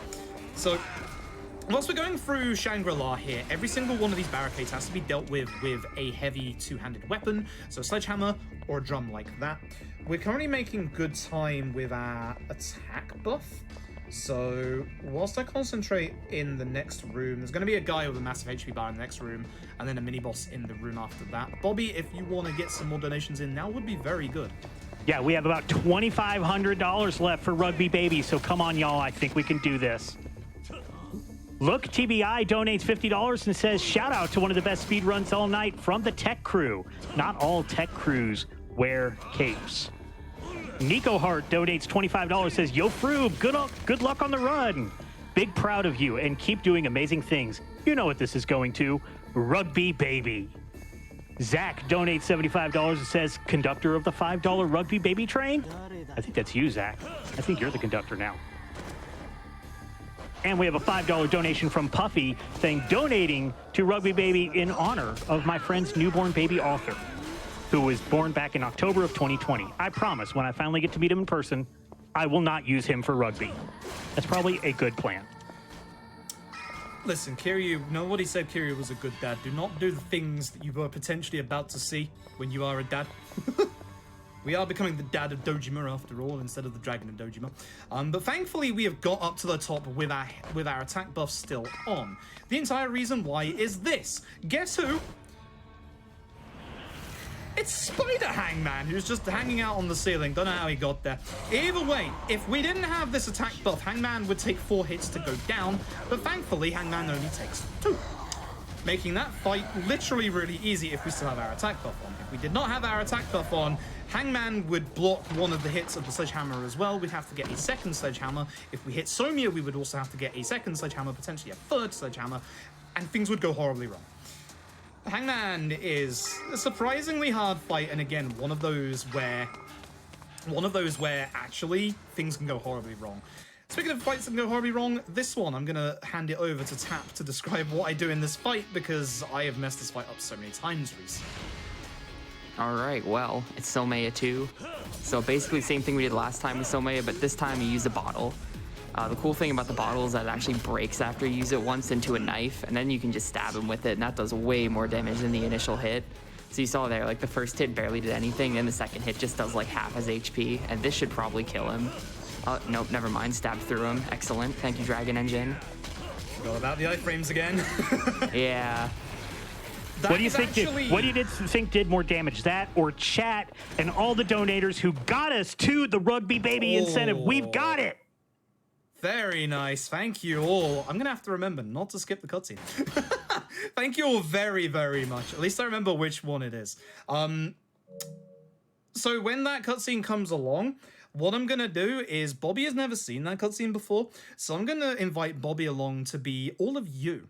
I'm going to have Bobby do literally live reactions, because I've done Rugby Baby as an incentive in marathons in the past, and the ones where it is best is when you have an actual live audience, obviously, to laugh along and have some fun with it. So Bobby's going to be our live audience tonight. That is coming up in about 5 to 10 minutes.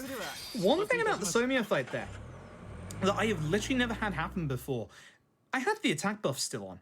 I've never hit Somia with that attack buff still on. I'm fairly certain there's probably 1 or 2 people who noticed that I did way more damage than I usually do in that fight. That was very nice, and as I said to Tap, I accidentally forgot about the iframes in the fight, like I've forgotten the last couple of times, which meant that it's the same as with Somia 1, in that when he goes into his heat phase after his QTE, you have to give him a second. I forgot to give him a second. If I forget to give Somia Free a second, the fight is going to go horrifically badly. So, hey, note to self, make sure you don't mess up. Now, you might see that I'm going to go a little slowly here with some CC Lemon. There is a fight trigger just ahead of us. And then, usually in the Yakuza games, you have a set piece during the city that you're in. This is basically one of Onomichi's set piece. So, yeah, whilst I go through throwing some guys against each other, Bobby, if you want to read off some of those amazing donations that got us the incentive, perfect time. Absolutely. We actually have Andy, who donates $200 saying, I'm the loser, I don't know about that, who got engaged via GDQ comment during Froob's Yakuza 2 Kiwami run. So, of course, I wanted to lend some support to the awesome guy during this awesome run and donate for Rugby Baby. Sitting on the couch watching this with my fiance, Yakuza 6 is the one game we haven't gotten to in the series besides Like a Dragon, so we have no idea what we're getting into, but this is so epic so far. Thanks for being a dope wingman last time, and good luck. We love you. I got you. You can hire me for parties. Carry on, Bobby. Let's get some more out. Brassling donates $25 and says, Rugby Baby. I mean, with a name like that, how can I not donate to see it? Anonymous donates $25 saying, people need to see the cutscene. It is important. And also another Anonymous donates $25 saying, never, never shake a baby. Let them play rugby instead. Much safer. Don't do evil. Don't shake the baby. Don't rugby the baby. And Isaac donates $100 saying, $1 for each % that I want to see Rugby Baby. Nice. Thank you all so very much. You aren't going to be disappointed. It is coming up in about 5 minutes. We've got a boss fight to go through first, and then a normal fight. You might remember at one point in K2's finale, I mentioned that certain games in the Dragon Engine have an enemy that decides to just break every so often. Here's 6's. I almost said here's K2's. Here's 6's. Oh, they actually dealt with the enemy for once. Yeah, sick. He just stands behind the car. Very, very rarely he will actually run towards you, but it is exceptionally rare. So usually what I like to do in that fight is I take care of the guys, the free HP bars first. If I have an opportunity to do another attack, I'll do another attack. Ooh, that's bad. Hello, lads. Please don't. Thank you. Cool, thanks. Wow, that spawn sucked. Wow. That is bad. If that was a little further, we wouldn't have been able to reach the vending machine, which would have been terrible. I've lost my train of thought. Excellent. So there's going to be a bunch. There's going to be a bunch of plot here. Kiyomi is going to talk about her relationship with Somiya and how they used to be husband and wife, and they actually have a daughter together. And the daughter is currently under care and supervision of Somiya. Somiya has said to Kiyomi, if you come back to Tokyo, you can come and see her. Nagamo is obviously very upset about all of this in true Nagamo fashion. And then we're going to get presented with a choice. We've got to go find Patriarch Hirose with Haruto. Now, sometimes you can load this door a little early and get out of it. I've never managed it myself, so what you want to do here is you can speak to every single member of the Hirose family here, and they'll all give you a different idea on what to do. The only one that's correct is Yuta's, but you'll see that we spoke to Nagamo. Was it Utap or was it Toxic who found out that you can actually hit... Oh, hi. That's bad. You can actually just speak to Nagamo instead. Actually, it wasn't Drake. It might have been Drake. That was, yeah, that was Drake. He's like rolled into the Discord and was like, hey guys, look at this thing. You can save 30 seconds for free. Bye. Yeah, thanks, Drake. Sorry about that. Yeah, Drake just came up and said, why don't you speak to Nagamo and just, like, leave the room? And we were like, huh. So we do that now. You can actually also move in first person in these games from 6 onwards, I believe. So I do that to get around the table to get that matchbox, because it's a pain to get around this room otherwise and grab that. One thing that kind of brings into is that certain confirmation triggers you have to be looking at to be able to do them, which that's gonna come up later on. Here's some guys. I'm gonna throw them again. You don't know. So we can get a good throw on the first guy. We can actually take care of most of them. Again, being able to throw enemies is pretty amazing in this game. It's really satisfying as well. Like, that's pretty much the entirety of the fight just gone apart from 2 enemies. Good uppercut. Is this gonna last until the boss? I'm trying to figure out whether or not this attack buff is gonna last or not. Considering it's a marathon, I think it is. Yeah, you know what it is. We'll risk it. We'll risk it. We just have to fight Koshimizu legit if it doesn't. So coming up here is. This is the snack bar, snack hourglass that we found a matchbox for in Hirose's office. Yeah, we're actually good. The lady there says he's gone to Yunnan Shrine, and you might be wondering why I'm taxiing to a point further away from the shrine than one that's closer, because all the other ways are blocked off because the game wants you to do this. Here we find, in the middle of the street, Koshimizu with a knife. So we now know at this point that everybody's going after Haruto. Haruto, for some reason, has the SAIO Triad, the Yomei, and, in a little bit, the Jingwon Mafia going after him. But why? So we hear Koshimizu wants to stun him and let me get over to this bike. You seriously didn't do it again. You are being a pain. The second hit is supposed to put him into his next phase, but that's twice now where it hasn't. It's still fine. We just have to do something a little bit dangerous coming up here. We're going to do a charge kick, and if we don't get it off at the right time, we're going to get stabbed. But I did it at the right time, so thumbs up. That's actually very terrifying. It won't do enough to kill me, but it will take off 1/3 of my HP bar. Whole bunch of plot exposition. Yuta's the daddy. Yep. Tatsukawa wasn't the daddy, it was Yuta all along. And even better than that, Yuta is Bigelow's Heihachi. Yuta, now that Jimmy Lowe is dead, Yuta is the heir to the SAIO Triad, which is why everybody's going after Haruto. So Yuta messed up and everybody is rightfully angry at Yuta, and there's gonna be a whole bunch of masked men run towards the place, and we're gonna have to protect everyone. And after this fight is going to be the rugby baby cutscene. So if you're ready, Bobby, this is gonna be good. So my body is ready. When we were talking about weapons as well, because this is an early Dragon Engine game, I'm never gonna get in all this explanation of how quick this is going. Every weapon has 3 hits apart from the bottle and the bench. The bench has 6, so it goes bench, broken, bench. Ladies and gentlemen, this is Rugby Baby. I hope you enjoy.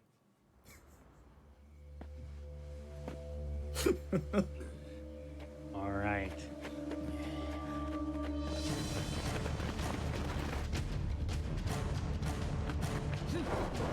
Just so everybody knows, my reaction's like 3 seconds behind.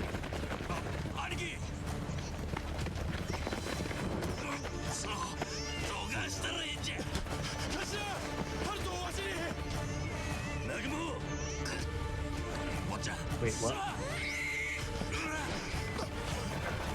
No, no, no, no, no, no. Ah!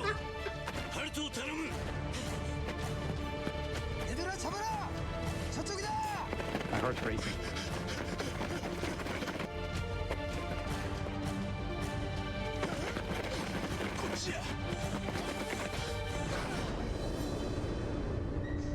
Oh no.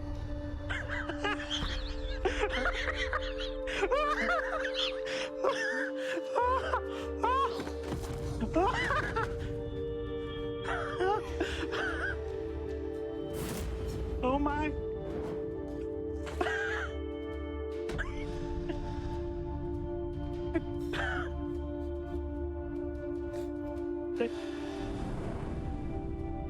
Oh my god, it gets better. His face.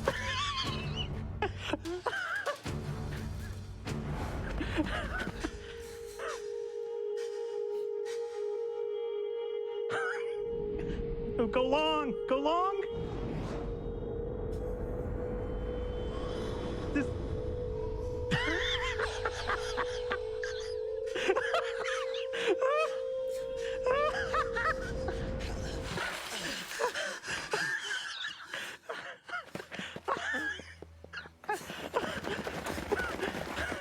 Would you believe that's supposed to be a serious scene? Thank you so much. Thank you so much, Twitch chat. That was worth every bit of the $40,000 for Prevent Cancer Foundation. Ah! Okay, I'll go back on mute now. That's Rugby Baby. I hope you all enjoyed. That's supposed to be a serious moment, by the way.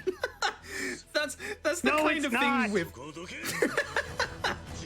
That's the kind of thing that we don't get to show you very often in Yakuza runs, is the wonderful wild side to the actual Yakuza games. And look who decided to turn up. The Jingwon Mafia. Now taking on the actual title of leader of the Jingwon Mafia, Jungi Han. So, 6 hit benches right next to him. You know exactly what we're gonna do. Okay, I did not bait out his actual dodge there, that sucks. So, this is just a nice quick fight. He doesn't put up much of a resistance. Thankfully, I pushed him over to the bench just in case this doesn't take care of him, but it did, which is good. But I would like to extend a massive thank you to literally everybody who donated towards that incentive. I hope you all enjoyed it. That is Rugby Baby. It's one of the most infamous cutscenes across the entire Yakuza series, for good reason. Do not try what you just saw at home when you become parents. That is not how you handle a baby. So, we're now going to get on with the plot. Despite the theatrics of Rugby Baby, somehow Yuta lost Haruto to the Jingwon Mafia. Doesn't get shown, but Yuta basically is a massive idiot. So, I'm going to head back to the Hirose family office where we're going to end up meeting Nagamo, and boiling point is going to get reached and Yuta gets punched through the door. So at this point, we're going to go and do a big, massive set piece where we're going to go and rescue Haruto from Jungi Han and the Jingwon Mafia. And obviously on the way, we're going to grab ourselves... And the nice thing about the Nagamo conversation there is it despawns the aggro from that fight spawn. There's usually a fight spawn here. I'm going to delay a second because the trigger's like right here and I actually had good movement. I probably would have walked into the cutscene without drinking the drink, which would have been very bad. You have to be a little careful with that one. So, Ino and Hirose are going to watch over the boat. We're going to go through this big, long set piece where I have multiple chances to die because of the way that this set piece is actually laid out, as you will see. So, usually, if I can get a good kick at the start, I'll ignore using the barrels, because as you can see there again, just using enemies again is just really better than actually trying to use a weapon that has less actual range to it. So I'm aiming for most of the large lads. At this point, it would have been good to get one of the barrels. Hello, Lee. And now we should talk about barricades, because these barricades here, all of them take 5 physical hits unless you're utilizing a weapon. If you're using a weapon, then they will only take 3 hits. There's a toughness infinity at the top of that crate there, which is the best healing drink in the game. Because I actually haven't managed to use any of my healing items so far, I don't need to go and grab that. Plus, I'll be getting one later near the end of the game, so it should be fine. Those 2 dealt with everybody else. Very nice. Now I'm going to do something very, very stupid. There is a drop here that you can do a lot quicker if you dodge at the right time, but you can almost die from this. Okay, I didn't get it off anyway. Essentially what happens is, instead of going over like that, you plummet to the ground, like instantly. And there is water there, where if you land in any of the water in this area, that's an instant game over. Again, thankfully, Yakuza 6 has autosaves. The checkpoint for this area is actually coming up after this fight here. So that guy just kicked down some explosive barrels. He's going to keep doing that until we take care of enough enemies. So hopefully, we will take care of enough enemies before he does that. That's unfortunate. Need to grab this real quick. He's probably going to chuck down 1 barrel and then he's going to come down, because there's way too many of them still alive. One just came down. Oh, I don't like that. I don't like that. Excuse me. Cool. Well, I dealt with the enemies. He's going to drop down next, so you can see I'm actually, like, preparing a charge attack.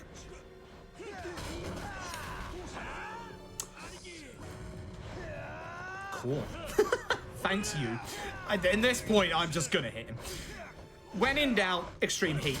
And yes, I picked up the giant actual thing that was holding everything on top of it. That was not good. So once again, as you can see here, we have a barricade and we have a cone next to it. Jungi Han is about to make a statement. He's going to say to us that he will give Haruto back within 3 days if we leave and Yuta goes and kills his old man Big Lo. Now, as you can probably hear, Kiryu's getting angrier and angrier at this point. This game, much like Yakuza 3, is a good case study of Kiryu as the game goes along, just getting angrier and angrier and angrier until we hit boiling point. So we're going to carry on going through the rest of the set piece. We've got the next couple of fights that we're going to see, and I want to get through as fast as possible because I would like to hold on to this attack buff. This is the problem with the set piece. These are explosive barrels. That's a giant explosive barrel. Please don't fly to the left. That should do it. Good.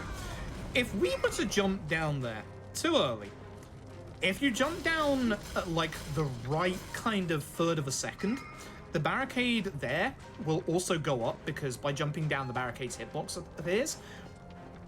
But if we do it and time it incorrectly, we will actually take damage ourselves. And again, a reminder that our defense is currently at half of the base defense. And we're not getting any, we're not getting any upgrades to that. Which basically means that if we were to get hit by one of those giant explosive barrels at this HP range, I would die.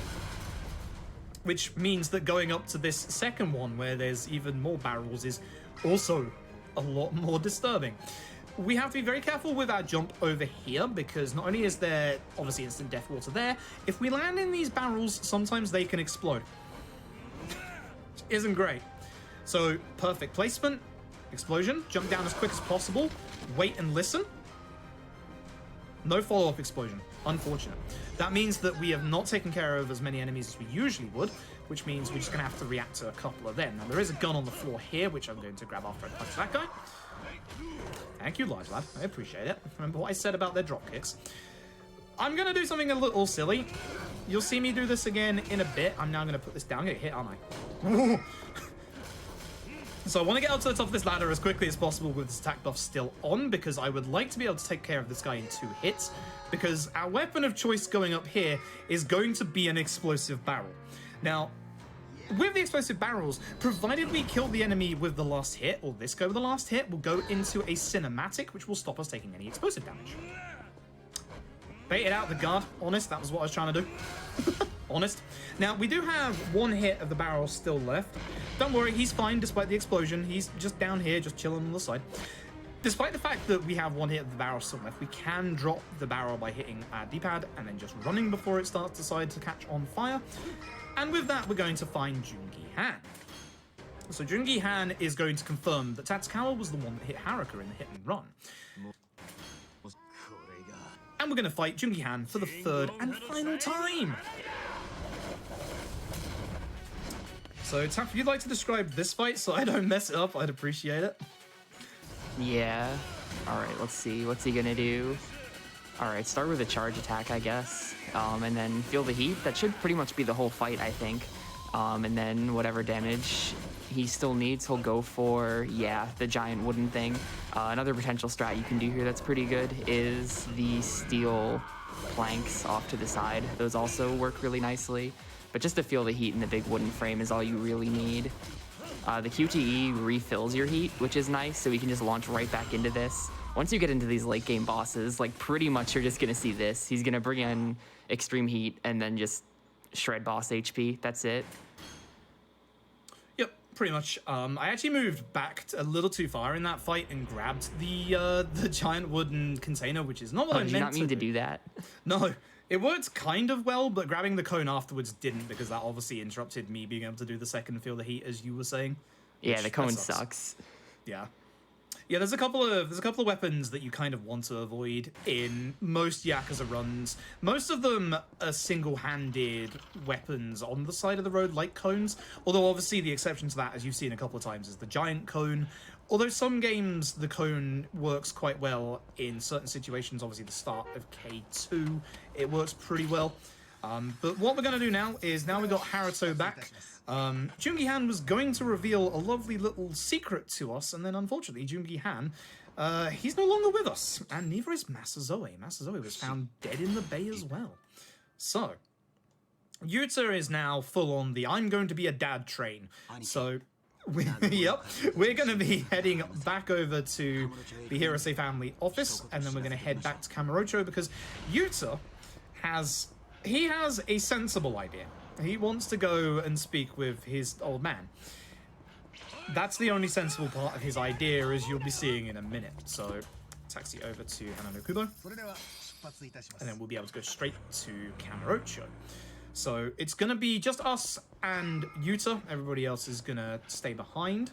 We're going to go and meet up with Date, where we're going to drop off Haruto and have Date look after Haruto, which, considering Date let Haruka get kidnapped 3 times under his own supervision in Yakuza 1, not the best babysitter. Definitely not the best babysitter. But either way, we're going to go over there, and Yuta is going to step outside to take a phone call, and wouldn't you know it, Yuta's going to go missing. Because Yuta, in an act of sheer stupidity, is going to go and decide to talk to his old man alone under the influence of alcohol. He's going to go over to Little Asia with 2 bottles of alcohol, except only one of them is alcohol in it. The other has gasoline. And Little Asia is built out of wood. Oh dear. Yuta isn't very smart. Yuta's plan is that if both him and Big Lo are gone, then no one's going to come after Haruto anymore. Sure. No. Again, don't do this at home, folks. So what we're going to do is going to grab a CC London for the entirety of the rest of this chapter, and whilst I go and run over to Little Asia, Bobby, if you got any donations, it would be an awesome time to hear them. I still have tears in my eyes, Froob. Come on. No. Okay, we got this. Okay. So we have a $20 donation from Shadow Dio-sama, and this is public domain, y'all, so it's okay. Rugby baby in Kiryu's arms, when the thugs throw, race against the clock. Hanjunshi comes, the jackets will fall, and down will come baby, Yakuza will brawl. I'm a terrible singer, but I just wanted to get that out there. Football Toddler donates $25, says, an incentive I can fully get behind. And Rugby Baby, while in the air, donated $150 and said, "Witness me." Perfect. That was very weird, actually. I went to grab the guy, and it didn't actually grab him for once. That's not happened before, but these things happen. So actually, one thing I forgot to mention about the SAIO Triad enemies when they first turned up is they're actually different to your usual set of enemies, your usual Yakuza thugs that you find around Kamurocho, in that they actually have more dodge than the normal enemies that you will usually fight. Good first hit, yo, I'll take that. Used to go for the chair that's in the middle of the room, but again, I found on like PS5 that the aggression of the enemies is way higher than on base PS4, so I'm not gonna risk it. So this, Yeah, that chair sucks on Pro too. Yeah, I think it is Pro and PS5 where enemies start fights more aggressive, and base PS4, like, one of the... Wow, that actually hit? What? Nice. One of the things, like, the cutscene leading into this... Also, despite the fact the place is on fire, Ed's in his office. Despite the fact that, like, on PS4, the cutscene leading into this set piece, the one where we dropkick the guy, sometimes that doesn't load in on PS4, because it just can't when we skip the cutscene. But on PS4 Pro and PS5, it can. So I assume it's similar in that, obviously, much more power in the systems means that it actually loads in a little better. But yeah, for some reason, Ed's just chilling. You'd think that with the entire building being on fire, Ed would probably leave, but no, he's just sat in his office waiting for Kiryu to turn up and get into a fight that doesn't go well for him. Either way, we're going to go to the top floor where Yuta and an unconscious Bigelow are, and you can see that there's some really gorgeous fire effects. Oh, excuse me. There's some really gorgeous fire effects in this game, like all the little particles and all the fire and stuff. But Yuta says about his big plan, etc. Like, if he goes, no one's going to bother Haruto anymore, and he tells us to take care of Haruka and Haruto, and that's our response. So the Yuta fight is an interesting one. It goes the same way each time, or it should do. We're going to go to the right-hand side here and grab a vase. We're going to hit him with a strong attack. Before he gets up, hopefully we're going to do another one. Good. It starts off the second phase of the fight. Much like Somiya fights, Yuta is going to have a whole bunch of iframes after this QTE, so wait a second. And as you can probably expect, he's getting face to face. So fun fact about this room, there's a weird little bug about this room. I've never been able to pull it off myself, but there's a bike spawn in here. It's around the desk. Yeah, it's actually around the desk. In extreme heat, there are people who have, like, while attacking in extreme heat, have been able to pick up the bike out of the ground there. It's fascinating, but obviously with the vase, you don't need to worry about trying to get that bike. So, oh boy, it's time for plot exposition, because we're in the end game now. This is actually coming up to the penultimate chapter. We get Yuta and Bigelow out, and Bigelow is about to start telling us about the secret of Onamichi. The secret of Onamichi is something that the Yomei Alliance, aka the Owamis, utilizing to have massive political connections, and is also just something that will rock the essentially the entire world if it ever got out. So, Bigelow mentions that there has been one person, that's Jimmy Lowe. We'll get to Jimmy Lowe in a bit. There's one person that has been protecting the secret of Onamichi for almost his entire life, and that person is Patriarch Hirose. So we get confirmation that the fire that happened in Little Asia was to do with the SAIO Triad entering into Kamurocho. However, it was a deal between Tsuneo Iwami, aka Iwami Jr., and Jimmy Lowe. Because poor old Jimmy Lowe just wanted to get noticed by Daddy Dearest. And because Jimmy Lowe basically did all this, that's how Jimmy Lowe ended up dead. Because Jimmy Lowe ended up dead, and that's what's caused this war between the Tojo and the SAIO Triad. At this point, Bigelow has taken off the people going after Haruto, but he knows at this point, time's up. So Bigelow knows that assassins are going to come for him, so he's decided to disappear forever. Once he disappears forever, what he's done in the meantime is he's given Kiryu a cipher to the secret of Onamichi, which means that we are going to be heading back one last time over to Onamichi in Hiroshima. So you'll see when we get there, there is going to be a whole bunch of enemies just in front of us. We're going to grab... Do I level up here? I don't remember, so I'm going to. I'm going to get the final, yep, boost vending machine drink, and hopefully get to max attack. Perfect. And that is our last level up of the run. I usually do that after Nagamo 4, but here is fine. Here is very fine. Stop here, because when his HP bar loads in, you're close to the fight spawn. I'm going to give you a warning here. The mid... I guess the mid-fight QTE, so basically you're going to see him throw some guys here. After the cutscene starts, lower your volume. Please lower your volume. I can't do anything about how loud this is.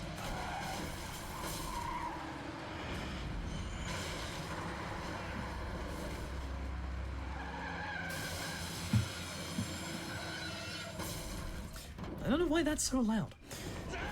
The guy who just jumped off the truck with the HP bar has an infinite combo, or a near infinite combo, which our HP, as we said, is going to destroy us. Take care of him, take care of the other HP guy, because he has a gun, and I missed him when taking care of the other enemies, which is very bad, because he likes to dodge a lot. So we're going to go into extreme heat.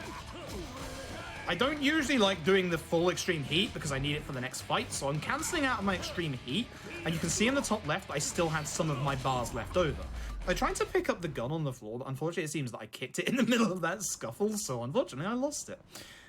So, with that, we're going to head over to the Hirose family office, and the Hirose family, as you can probably imagine, they're struggling a lot with, to come to terms with the fact that Patriarch Hirose is not a nice man.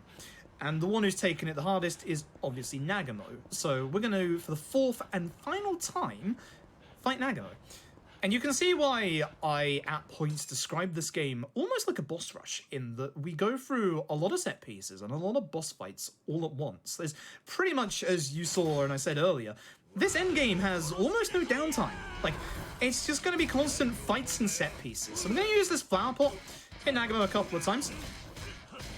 Make sure we hit him here and get his HP as low as possible. Beautiful. Nice, it did it while I'm in extreme heat again. Good. So, sometimes with this fight, you have to come out of your extreme heat to be able to get to the next phase. Sometimes you don't have to, which is nice. If you don't and he still has HP left over, you know the drill. Just grab an electric scooter and hit him with the electric scooter. So, now that we calmed Nagamo down a bit, I promise, we're going to go and fight these guys now. So these are more of the Yomei Alliance. They are now getting desperate because we're getting close to... Do you mind? We're getting very close to learning the secret, obviously, of Onmichi. They're doing everything in their power to stop us from finding it. So, what we're going to do here is I'm going to throw over to donations in a minute, but first I'm going to describe what's about to happen. Because coming up here is something really cool. So this is the code for Onomichi. There are 9 letters and 9 numbers. This means we have to go and find 9 things around the city, of which there are 9 poem stones. Now, the poem stones are fascinating. There is, and this is one of the reasons why we love the localization of the Yakuza games. This is Saito, an old friend from older Yakuza games. You might recognize him. So these poem stones are actually a thing in real life, in the real Onomichi, and there was a wonderful thread on Twitter by John Riesenbach, who was one of the localizers for Yakuza. And in this Twitter thread, it basically compiles a whole bunch of stuff that says about what the poem stones are. And the poem stones are real poems by poets who came to Onomichi back in like the 17th, 18th, 19th, etc. century. They loved the place so much that they did poems about the place itself, and the city decided to actually make those poems into these real poem stones. And I believe there's 25 of them in real life. And there's even a walk that takes you on the actual like route up through here all the way to the top of the observatory here. And the cool thing is that before Yakuza 6, I believe that these poem stones had never been localized into English. So that's another one of the cool things about localization, is that, you know, an opportunity like that gets, like, these poems here that beforehand might not have been ever heard in English before, or even heard by people outside of Japan. And that's really, really cool. And I've said it many, many times, and I will say it until the end of time, and people I know will agree with me with this, in that the reason why the Yakuza games are so amazing is that you have localization like that, and that you have localization that just literally tries to be as faithful as possible, but always has fun with it. Yakuza Like a Dragon has some amazing localization. There's an enemy who is called a Twitchy streamer. Hi, we're Twitchy streamers. How are you doing? But the Yakuza series localization is fantastic. It's one of the reasons why the Yakuza series still does so well in the West, and I want to thank Sega personally for continuing to give this series a chance. And yeah, with that, we're going to run around town. I'm going to grab like 6 more poem stones. I'm going to hope for a god taxi that never turns up. And in this time, Bobby, you've got like 2 or 3 minutes. Let's get some donations off, shall we? All right. Well, Schmingo Fett donates $25, says, fine. Here's the payment for the baby. Wait, am I on a list now? Prolix donates $5, says, baby wants rugby, or wait, is it rugby wants baby? I don't even know. Either way, I want to see that cutscene. Thank you for throwing that in so we could see the cutscene. Crash donates $10 and says, Yakuza is one of my favorite game series, and Froob's run at SGDQ was wonderful. It's 5 a.m. here, and I don't regret staying up for this. Here's to rugby, baby, because chat needs to see this. Yes, we did. Swishy donates $20, says, Yakuza is my favorite series of all time, and it's awesome to see Uncle Kaz speedily take care of Haruto in the name of charity. Starman Hero donates $25, says, longtime watcher, first time donating. I love the Yakuza series and love seeing Froob kill it. Keep up the awesome work. Let's get those dungeons. 2.5 million. Hoip. That is referencing the milestone incentive, $2.5 million overall for the event, no matter what you donate, incentive you donate for, to get the last bonus game, Legend of Zelda Ocarina of Time, all dungeons. It's a milestone. Any donation you make for the Prevent Cancer Foundation in the next 24 or so hours, 20 hours, that goes towards that, as well as whatever incentive you put in. Yeah, and there's a couple of really good runs and a couple of really good incentives coming up over this final day. There is literally something for everybody, and I think there's a couple of really good highlights in there. For example, Peking Boo, for example, is going to be doing Celeste on a dance pad. Imagine that for a second. And we even have a Beat Saber. We have a Beat Saber exhibition as well. There's some really amazing things that you wouldn't necessarily think of at first when you think of speedrunning that are going to be absolutely fantastic. So despite the fact that we are the final day, there is going to be something for everybody. So do keep tuned to the marathon, because it's wonderful, and it is really nice to be able to do this for a very good cause. Now, what I'm going to do up here is you're going to notice very briefly that I'm going to do the speed tank that we did earlier to quit out of Shake the Baby for one really weird reason. Here is a chance for the game to hang for a little bit of an infinite load. Please don't. Lovely, beautiful. That cutscene. I have troubles with that cutscene. In the very first marathon I ever got Yakuza 6 into, it did an infinite load. Thank you very much. And it happened to me in a normal run the other day on PS5. So I finally thought I was away from that infinite load, but no. Weirdly enough, PS4 Pro doesn't seem to suffer from that infinite load. But that infinite load and me, we have a bad history together. So I'm going to go over to this taxi. We're going to go over to the docks. I just have to double check which of the taxi points it was, so I didn't accidentally taxi in the wrong place. And we're going to do a big set piece of this chapter. One more CC Lemon. If we can walk around to the front of the vending machine, please, Kiryu. Thank you. I know we've had a lot of CC Lemon. You must be quite lightheaded at this point, but we'll still get some in us. So I'm not actually sure how many CC Lemons we've taken at this point. It must be quite a lot. Not quite as many as the Muscle Soda we take in K2, but still quite a lot. So we found the solution via the Poem Stones to the cipher, which led us to a grave, which has told us to come to this shipyard here, which is obviously owned by the Yome Alliance, Iwami Shipbuilders. So we're going to deal with the enemies in your usual way, where I'm going to start throwing them. I should have taken care of that guy before I left. I guarantee you Takashira is not going to take care of him. How did you not take damage, sir? Well, curious about that. In fact, Takashira just gave up and ran over here. Thanks, Takashira. Appreciate it. One hit. One hit. Cool. Thanks, Takashira. So Takashira's going to open this door, and hopefully we're going to push past him after he does. Because otherwise, you can see here, Kiryu can bounce off him a couple of times. is rather unfortunate. And we're just gonna run through here for a little bit. There's gonna be some guys behind us. This is one of the probably bigger set pieces in the entire run. It's also one of the most dangerous, and it's also one of the ones that we have to do fast.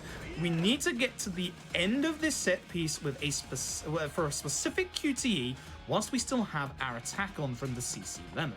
And I'm going to warn you ahead of time that if you are squeamish, that QTE that is coming up is not a good look. I'm going to warn you before it happens because it is a very nasty QTE. It's very, very nasty. So this is a bit of a rough encounter because every enemy here is kind of in the sides, and if we're too close to either one of the sides, that happens where we just launch the guy behind us. But we usually have to throw enemies twice here anyway. Unfortunately, this large lad decided to block that. That's an one hit, one hit, one hit, one hit. Oh, yeah, everybody's helping out tonight, aren't they? Perfect. So I'm going to hope to hit a certain angle when going down here so that I slide off this tarpaulin. Oh. Sliding off this tarpaulin gives you a little bit of extra distance while also reducing the time it takes to stand up from falling. Now, in this, we're going to have a nice big area here. Again, one of the nice things about being on PS4 Pro or PS5 here is that we don't have to worry about turning the camera around here. If you're on base PS4, don't turn the camera around. You actually drop FPS. Ooh, everyone's together. That's nice. So we're going to utilize, obviously, the barrels over here. Just take care of as many people as possible, as quickly as possible. This guy's got to go. Nagamo, thank you. You're left one enemy at the back. That's fine. Okay. So, I'm going to continue going down underground here in the Whammy's shipyard. With this set of enemies here, as I have painfully learned over the last few days, don't try new things, just go for the barrel. Be very careful as well, go for the barrel and not the bag that's on the floor. That's unfortunate, please don't knock this one out of my hand. You are being a pain. Yeah, you're the reason. You're the reason, I don't like you. So, the bag there, we almost accidentally used one earlier. The bag there actually builds this giant smoke cloud, which stuns us. I needed to do that because I needed to hit him with a weapon. And as you can see, it stuns us for a long time, which when we're trying to be on a specific time limit here, isn't good. This is still okay for the QTE, but I really want to have this attack buff last as long as possible, and that's not looking that great so far. So we're going to pick up a little element from the Shangri-La set piece here where it's going to look like we're a dead end, but instead we're just going to grab the sledgehammer and we're just going to hammer our way through the wall. And now comes the dangerous bit. My HP being half is not great. I might take a safety heal in a hit or two, because in this part here, which is a little horror-like, we're going to find enemies with knives. And you can see that that is the damage that just one enemy did to me, and now I'm near death. Where did that? I don't know where that knife went. There it is. Give. It's a marathon. Just take the safety heal. Because as we go down here, here come like 8 more knife guys. Ooh, that's bad.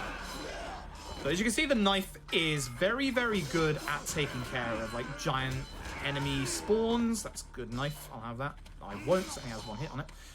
Give knife. Thank you. Okay, we should, yeah, okay, we've got to the QTE in time for the attack buff. I am warning you now, if you are a little squeamish to any violence, look away. I will tell you when it's safe to look back, because this is the most violent thing that happens in Yakuza 6, and it's very, very violent. This lad has a sword. He is the entire reason why we need this knife, because he has a move that we lovingly refer to as the Arase dodge, but, that's not where knives go. That's definitely not where knives go. You're okay to look back now if you looked away. He has a thing that we lovingly call the Arase dodge. There is a boss in Yakuza 1 called Arase. He uses 2 guns as weapons, and he has this dodge that has, like, massive iframes to it that you just can't hit him through, and he spams it all the time. And for some reason, one enemy in every single Yakuza game, they don't even need guns, has the Arase dodge. Like, literally. That guy with that sword right there has the Arase dodge, and he loves using it, even on easy when he's not supposed to be aggressive. So I really want to get down here before my attack runs out, because there's one enemy in this set of enemies on the left there, has a HP bar, is the worst enemy out of all of them. We're going to hit him twice before he guards. then use the heat attack because he will guard straight away, and that's him gone. He's the worst enemy here, and then we can just grab an enemy and throw him like usual. Now, if you thought that, you know, a piece of media like Yakuza was gonna have Beat Takeshi, and you weren't gonna fight Beat Takeshi at some point, oh boy. Doing his absolute best Tonburi impression, this is a Final Fantasy game in disguise, here is Patriarch Hirose, aka Beat Takeshi. And this fight is very dangerous. Tap, if you would like to help out the commentary whilst I try not to die, I'd appreciate it. Yeah, you pretty much get the point of these fights at this point, I think. Start with a charge attack just because it's free damage, so why not? And then from here, there's actually no weapons in this room, like, at all. I think there might be one or two useless little things off in the corner, I forget. So you pretty much just use extreme heat. Halfway through the fight, Hirose does this. He just turns Yakuza 6 into an N64 game and disappears off into the fog. So now we're waiting. And he has some really long QTEs we've got to sit through. But once these are over, you basically just extreme heat again, poke him once, watch another QTE because of course, and then that's the whole fight. I made that sound really simple, but sometimes he'll just break out and then kill you because he's got a knife, and that's always pretty fun. Oh, also Spooky Ghost Hirose. Boom, he's gone. Not really sure why that happens. I think the game puts him there and then doesn't expect you to go find him.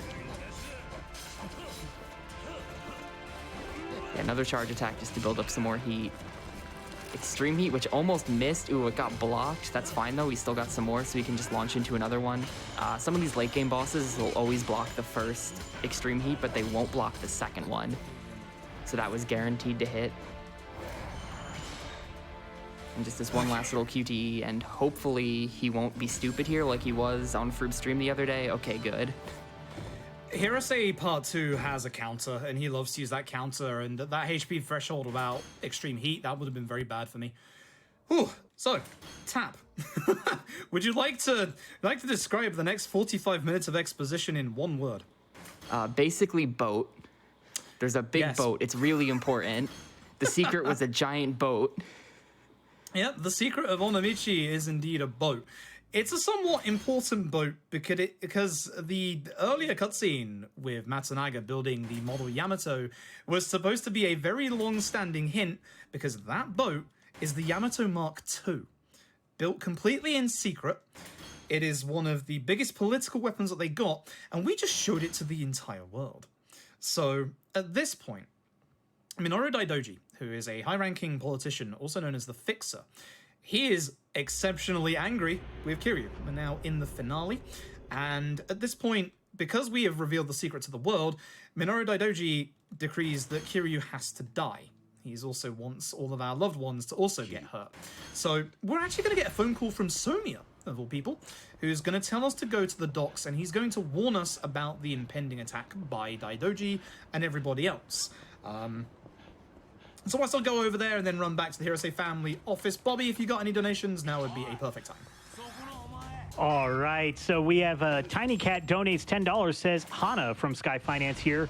Heard Sky Finance made a donation and now have to go yell at Akiyama for being irresponsible with company money. But first, here's $10 of my personal money because Rugby Baby is a must. And we have Gamer Fuji with $24 saying, here's $24 in homage to the best Yakuza karaoke song, 24 Hours Cinderella. The Yakuza series holds a very special place in my heart, and I'm so happy to see Yakuza 6 being run here at AGDQ 2021.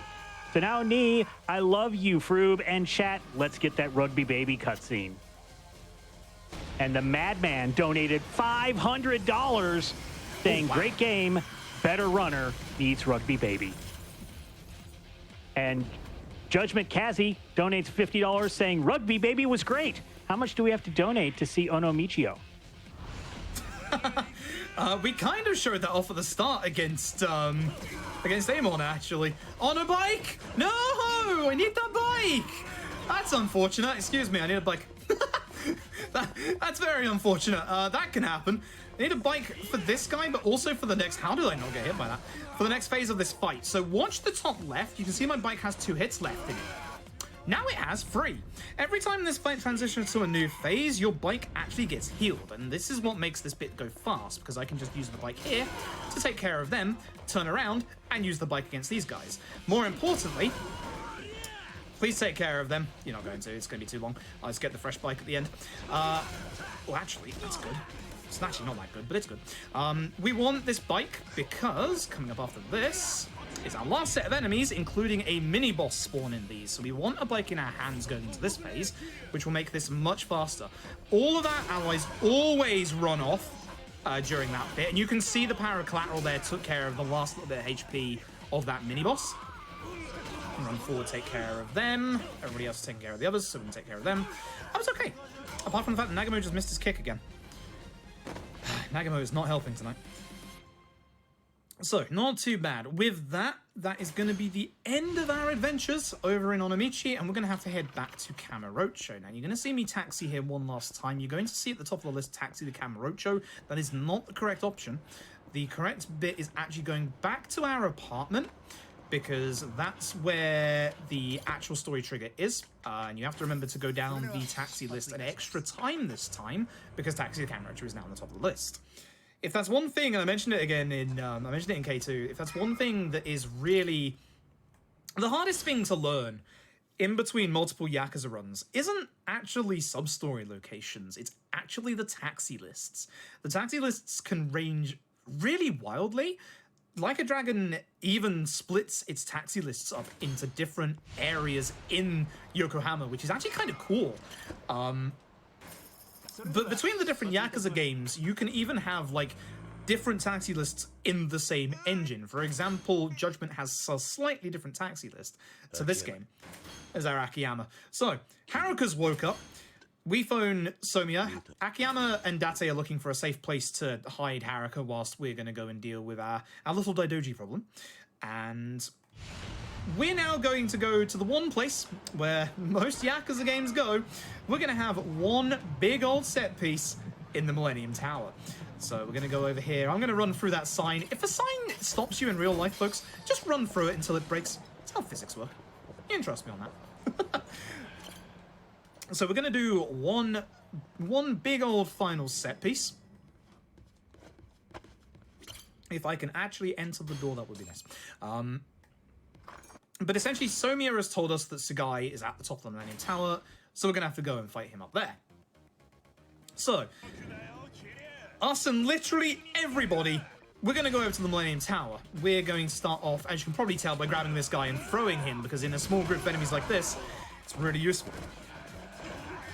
Did you see that guy teleport into my hands? Because I did as well. I'm calling shenanigans on that one. Oh. Yuta, that's not as helpful as you might think it is. I'm going to hope, I was going to say I'm going to hope they're actually going to take care of him and just run ahead, but they did it anyway. So in this part, we're going to intentionally go for the enemies that have large HP bars. That guy and this guy. They struggle a little bit with the larger lands, which is why we want to take care of them at first. And then you're going to notice we're going to go after this guy, because he's the one with the largest HP here. Then we can just take this guy and hopefully get everybody else with a couple of throws. This guy as well is a bit of a problem. We can take care of him with a dash attack. As we were saying earlier, dash attack is insanely strong. You can see that they already dealt with all the enemies before I'm done with mine. Which is perfect. So for this one, again, we're going to run at these guys in front of us as an okay dash attack. I don't like being hit from behind like that. Thank you, sir. And I hope that they can deal with them, because there's some nastier enemies in this group over here. I actually have my dash attack blocked. That can happen. So if you're too close to the enemies as well, a charge attack like that is fantastic. Did you really leave these two? Thanks, guys. And with that, we're going to head up to the next part of this set piece. So, us, Akiyama, and Yuta are going to go ahead. Takashira, Nagamo, and Matsunaga are going to stay down here. We're now about to start doing some kind of dangerous strats. We're going to start off with what we like to call grenade strats. We're going to run forward here, and there's going to be a guy with a grenade, funnily enough. We're going to drop kick the guy with the grenade, grab the grenade. Oh, this is a good lineup. I'm going to run. Please blow up. Perfect. So because they both blow up, we're able to just vault the barrier. Now, it did unfortunately take care of Akiyama and Yuta. They might be in the cutscene with me. They're probably going to be on the ground for the start of this, which means that they're not going to do much in this room. Yes, for some reason they gave people rocket launchers in here. And here's the better part. Their attack cycles, if you manage to interrupt one of them, can get so perfectly aligned. Why did you dodge? Excuse you. Their attack cycles can get so perfectly aligned. Oh, this is actually good. They're all going together. That's actually pretty good. Their attack cycles get so perfectly aligned. I'm dead. Okay, good. That they actually end up chain stunning you. Please blow up. He came towards me. That's why I didn't go too far there. So you want to be very careful. Those two rocket launcher guys can actually end you. And here's a fun fact about... Thank you, Yamaura. Here's a fun fact about the Millennium Tower. There's no checkpoints in here. Not a single one. You was about to do something dumb, by the way. Act surprised.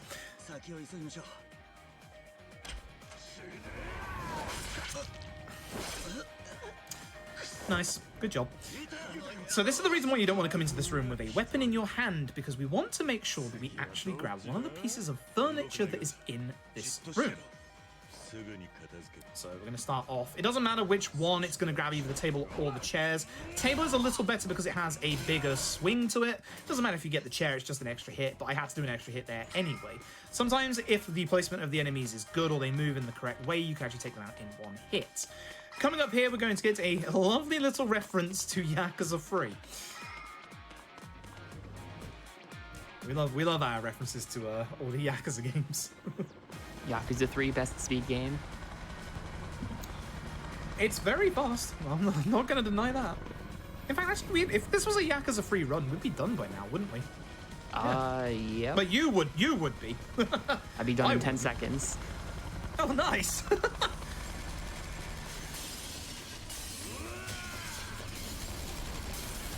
Alright, so this helicopter is the cause and death of certain speed tech in here. Now, I guarantee you, because this is a live marathon, I am not even going to consider doing the speed tech in here. I will donate $200 if you do the speed tech in here. We'll see what the setup's like. So the speed tech in here, oh boy. There's going to be a barricade later on. You can see one very briefly to the left there. These barricades aren't actually hittable until all the enemies in these little like encounters are dealt with. There's one coming up where if you can kill the two large lads at the right place with the weapon in hand still, you can break the barricade at the exact same time. No, I'm healing because I know you have a knife. If you can break the barricade at the exact same time, you can skip past the helicopter actually attacking you. I'm going to grab this healing item for safety just in case because of that. You can actually get past the helicopter's attacks. Now, here's the thing. A reminder, we're at half of our base defense. We die almost instantly to this helicopter. So, yeah, that's why it's a little dangerous, because with the lack of any kind of checkpoint, we will literally go back 7 minutes. And it only saves you like 10 seconds. So even in runs, it's just not worth it. But those are the two seats there. We want to make sure that they stay there and they don't move. We actually kind of want that anyway for the final part of this anyway. So, guy with rocket launcher. We're just going to get him to, you know, shoot his friends. Cheers. Turn around. Take care of as many enemies as we can. That's actually a good grenade placement. Very body, but this guy, that's a shame, but that's fine. Still very good grenade placement. I'm gonna grab the grenade for in a bit. There you go. Because we can actually take the grenade with us. Any weapon that we're holding between each of these waves, we can actually take with us. And we're gonna use this grenade for a little bit of grenade strategy here, where I'm gonna throw it behind me to hopefully take care of 3 of the enemies that spawn there. We're then gonna go ahead and go after them. One guy, as you can see, has an Uzi. So hopefully they will stay there. Took care of a few at least. All of them. Nice. Sometimes, obviously, you can get some of the enemies that actually go a little bit aggressive. And this is the only reason why I consider getting the combo boost upgrade, is that in the Millennium Tower, we're going to intentionally fail this, by the way. It's actually quicker. Tap found that. We're going to, the reason why, take care of like some enemies there at certain points is because like obviously it's a little faster. I'm hoping that we can... Okay, no, it's not happening. If I manage to get that swing there, that actually might have been the ideal setup, but again... Rip. Dude, that was looking good. That was looking good. Actually was, yeah. So with the last hit, obviously you come over here, and because it's a weapon, it takes care of that instantly, as you can see.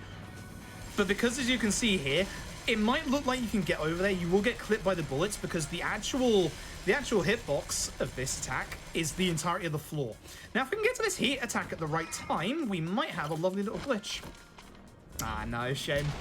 If you hit this heat attack at the exact right moment, you spawn in 2 helicopters. It's great. So I'm going to intentionally wait here because I've had it before, not on PS5 thankfully, but I have had it before where if you run forward a little too fast, it acts like K2's Tojo Clan HQ, where that trigger there, if you're like in the perfect place, that trigger won't load in. Which, as you can probably tell, as I said earlier, means we're going back to the start. A full 7.5 minutes. So, Tap, once again, I'm going to leave this to you because I really don't want to mess this fight up. All right, excellent.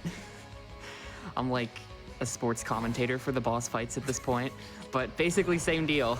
Charge attack into extreme heat is the play here. This one is a lot scarier than all the others, though. They sort of like ramp up in their difficulty as the run goes on.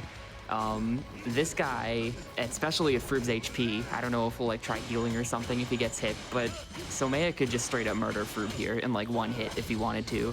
That sword does a ton of damage. I don't think it'll be so bad now that, come on, hit him please, thank you, now that they're out of the first phase. From here, he loses the sword and it's just gonna be a bit more of a, oh, maybe not. Oh, scary. Damn, no heal, all right. I would have healed personally, but I'm a coward, so that's why. I am considering it. I totally forgot that phase existed, but now that that's out of the way, he's gonna lose the sword for real, I promise. I think, right? Yes. Yeah, Also, okay, note to I'm right self, this time. iframes.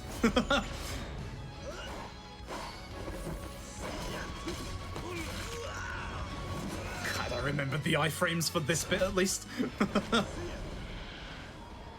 This bar looks oddly familiar. It's almost like it's in another Yakuza game or something. Yeah, I wonder which one. Almost like this whole set piece was in another Yakuza game. Anyway, yeah, charge kick, extreme heat. He might block this, but it doesn't even matter. Oh, going for the strong. Yeah, bosses can't really block the strong one, so that's a safer option. And there's the fight. Pretty good, aside from that second phase. Yes, and I'm definitely going to have to heal because we're going straight from this into the final 2 fights. There's literally very little downtime, so Bobby, if you want to get out 1 or 2 quick donations for the end of the run, now would be perfect. All right, Kelly donates $50, says, great run so far.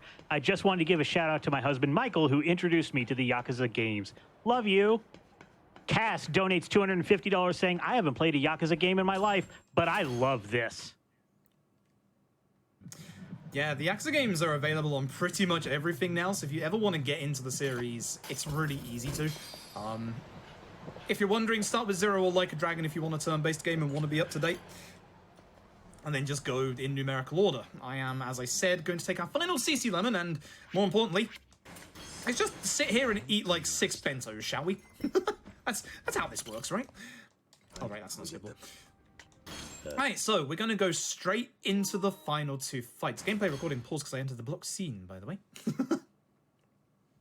And so here comes the first fight. It is Koshimizu Round 2, and Koshimizu Round 2 is actually kind of special because this is one of the earlier Dragon Engine games, or the first Dragon Engine games. You probably noticed that unlike the other Yakuza games, most bosses, or, well, no bosses, have multiple HP bars. So to supplement for that, Koshimizu 2 has 2 phases. So we're going to run and kick Koshimizu. Go into Extreme Heat. Take him out, hopefully. Very nice. This is the easy part. Now comes the scary part. Because I don't have any heat. I didn't get a kickoff either. If you can get a kickoff, you can get a little bit of heat back. Yes, he brings out the knife.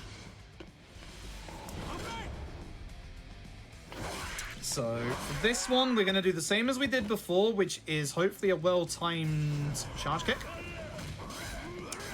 That's why I don't want to get hit by that. Ow. He also gets like an extra like follow-up as well. We're going to go straight into our Extreme Heat. good. Okay, that's the end of the penultimate fight. So, coming up now is the final fight. So, get ready on time. It's going to be in about 1 minute and 20 seconds.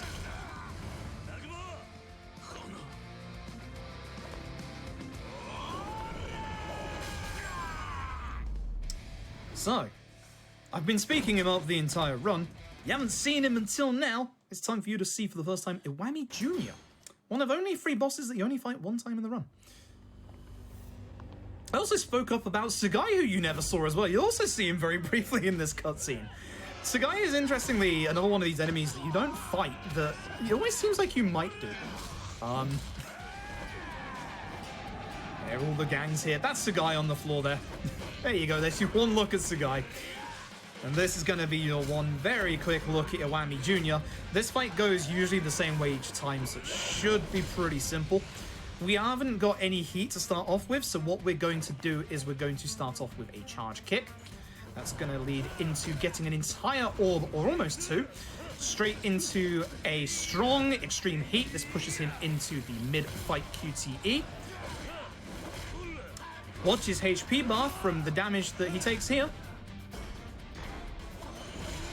He's going to go down to 1 HP. We're going to do one last dash attack, and then it is going to be time. As Yakuza 6. Yeah, that's Yakuza 6. I'm going to skip these cutscenes because that first cutscene is a little too graphic for GDQ, so we'll get rid of that. So I would like to say a couple of words of thanks. First of all, I'd like to thank literally all of you for donating, getting Rugby Baby so that we can show off the actual fun side of the Yakuza games. I want to thank GDQ themselves again for letting me do another Yakuza run, letting us in the community do another Yakuza run. Also for all their help that they've given me over the past 2 weeks or so. Special shout outs to Mike, who I've been constantly going back and forth with, bugging him about stuff. So thank you, Mike. And I'd like to thank them for the patience they've shown with me, because the last 2-3 weeks have been very rough for me. About 2-3 weeks ago, I lost my grandma, had to go and do her funeral. This week has been awful because a couple of days ago, we had to call an ambulance out for myself, and I had to be in hospital for a day for a suspected strangulated hernia. So all of my prep for this has been way worse than it was for K2. So I really hope that I put on a good enough run for all of you. With that said, I would like to thank Tapioca so very much for coming and helping me out tonight. Please go follow Tap. Tap is absolutely wonderful and a brilliant runner. Tap, would you like to say anything? Yeah, sure. I'd like to thank Just Say Kuro for being a massive Yakuza community homie, and Metza for routing Yakuza 7 so I don't have to. Yeah, thank you everyone in the Yakuza community as well. It grew in size exponentially after SGDQ, and if you ever want to come do Yakuza speedruns, just come say hello. We'll come and show you the ropes. And yeah, thank you for watching. Keep making sure you watch the rest of GDQ for this final day, because it is going to be awesome.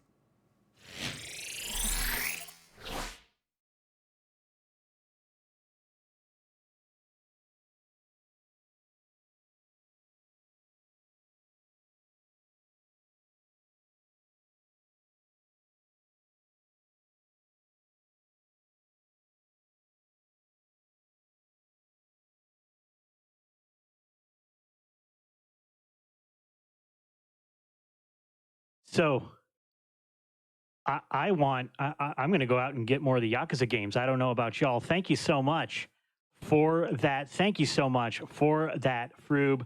Want to get a donation out that I wanted to read out here. Karimto,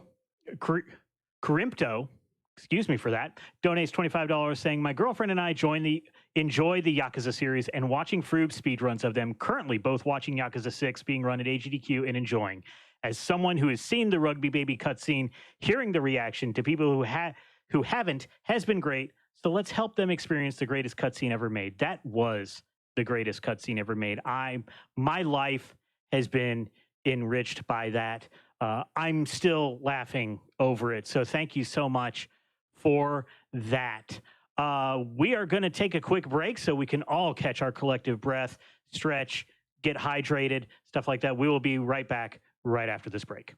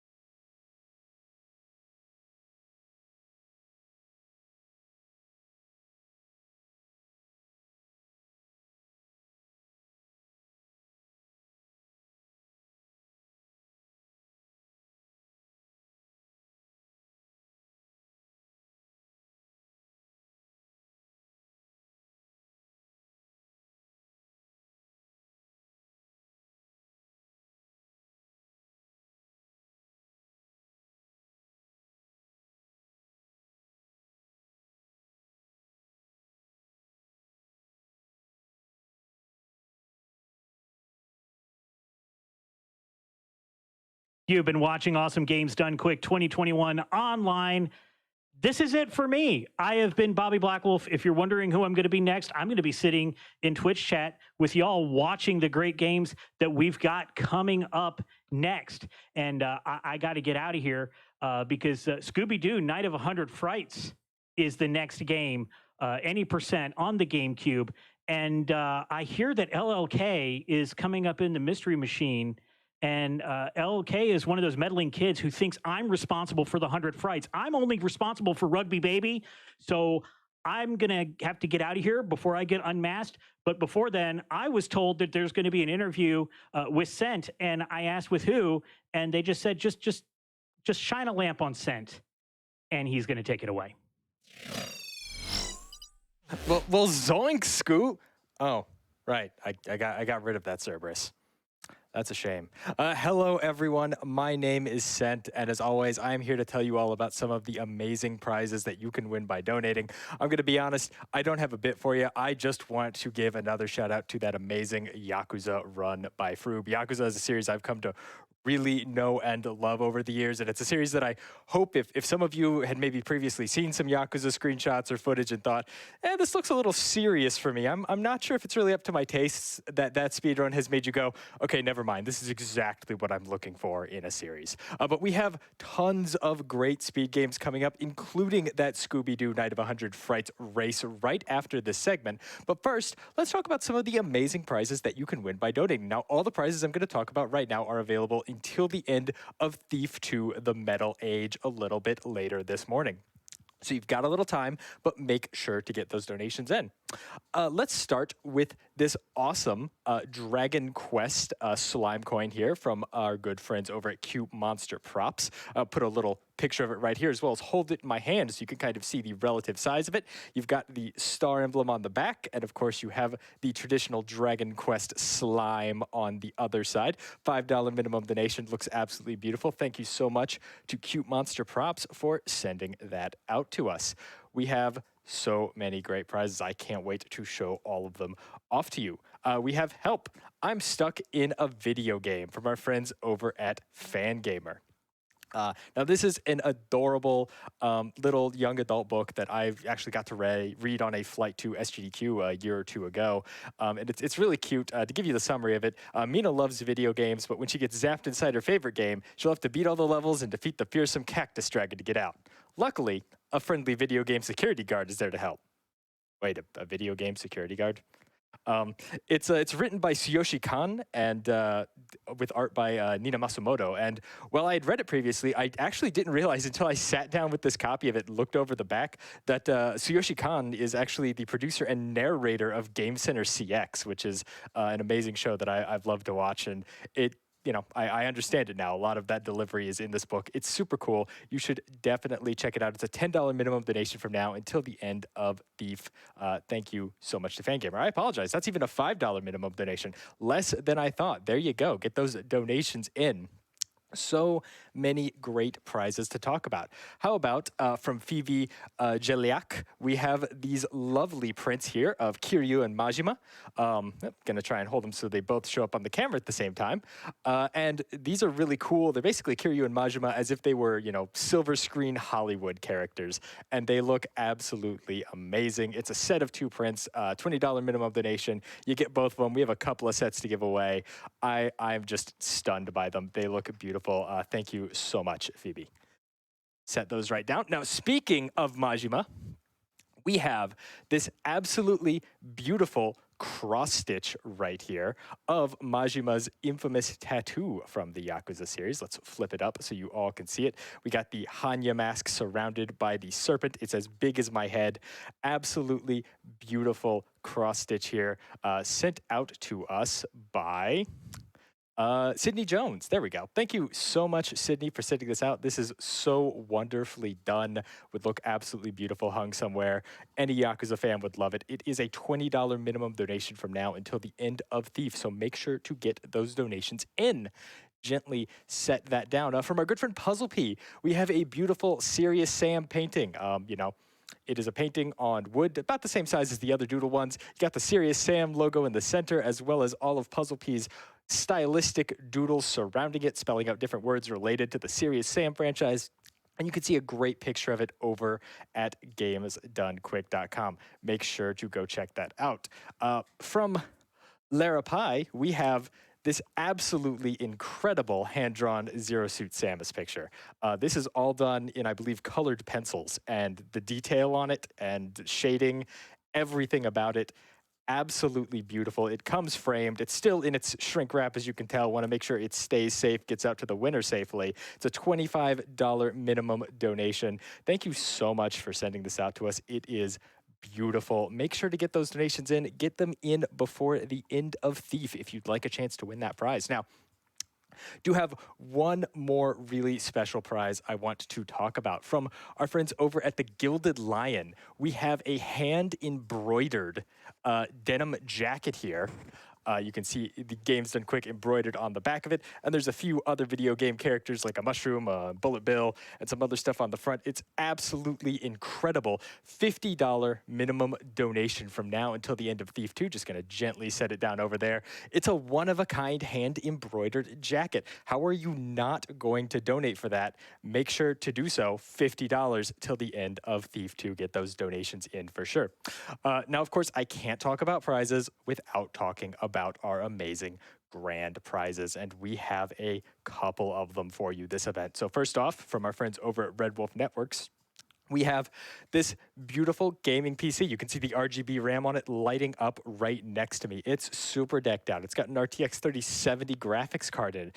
It's got 32 gigs of that RGB RAM right in there. It's got an internal 250 gig NAND SSD for all of your storage needs. It's super great. It can run, you know what, I'm going to go up from what I said before, at least 3 instances of the original Doom. I'm hedging my bets on it, at least 3 instances of Doom.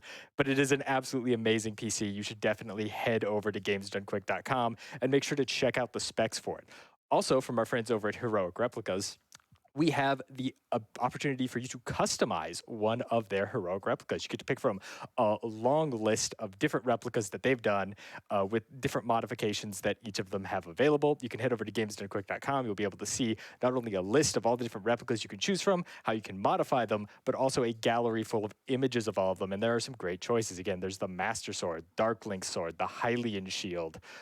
There are so many things. Ragnall, Ike's Sword from Fire Emblem, a functional electric Zora guitar or bass. The winner of AGDQ 2020 got one of those, painted it bone white. It looks super cool. The Buster Sword from Final Fantasy VII. The Buster Sword from Final Fantasy VII. Seriously, it's about 6 feet long. It weighs 50 pounds. It ships in its own custom wooden crate to keep it safe. It comes with 5 socketable resin materia orbs that you can slot into those indentations on the crossguard right there. It's absolutely beautiful. Definitely make sure to get your donations in. Both of the grand prizes I just talked about are a $250 minimum donation, but that donation is cumulative throughout the marathon. So that means if you donate $50 right now, you'll get entered into everything I just talked about and be 1/5 of the way towards that grand prize. Now, there is one more prize that we have available, starting actually with Scooby-Doo Night of 100 Frights and going all the way to the finale. And, well, it's a 6-foot-long original banner by someone named LLK? Hey, LLK, why don't you tell us a little bit about it and why people should donate $50 before the finale to win it?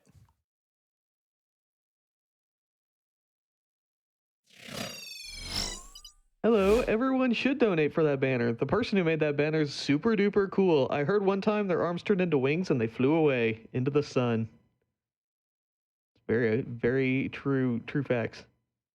True facts things they have. Also, they have magic powers. They can turn lamps into other lamps, which I like. I totally like. By the way, the other reason why you should donate for that banner is that somebody made a crowd of cute, fluffy theropods watching the stream. If you go to gamesdonequick.com/crowd, you can make them do all sorts of silly things. Did you know this, chat? I bet you did.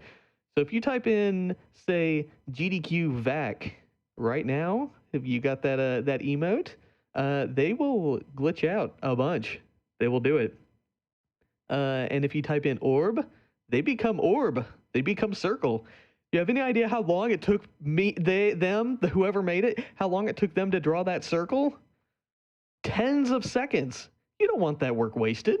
You don't want that work wasted. Show me orb. Show me orb. By the way, speaking of words that have orb-like letters in them, in Oddworld Stranger's Wrath HD, which is coming up a little bit later, there's actually an incentive here. It says catch decased raider. It says the raider is a forced loss event that you can technically beat with an out-of-bounds glitch. And they also asked, do you want to see that? Yes, I do. We're at $1,190 out of $3,000. Let's cheat the game to victory. Cheat game to victory. I want to see Oddworld do Oddworld things. I want Captain Oddworld to win Oddworld. Oh no, now the chat is going extreme circles and glitches. Good. Oh, look at them go. And then some of them are lamps sometimes, which I also like. Good. And once we go back to live events, I think you and the actual real world audience need to start turning into orbs and lamps and such. I think it's a good idea.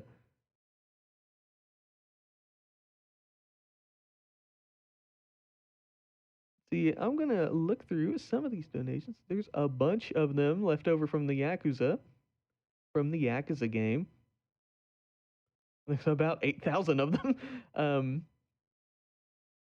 The Sound Defense donates $100 and says, no, please don't rugby the baby. Good.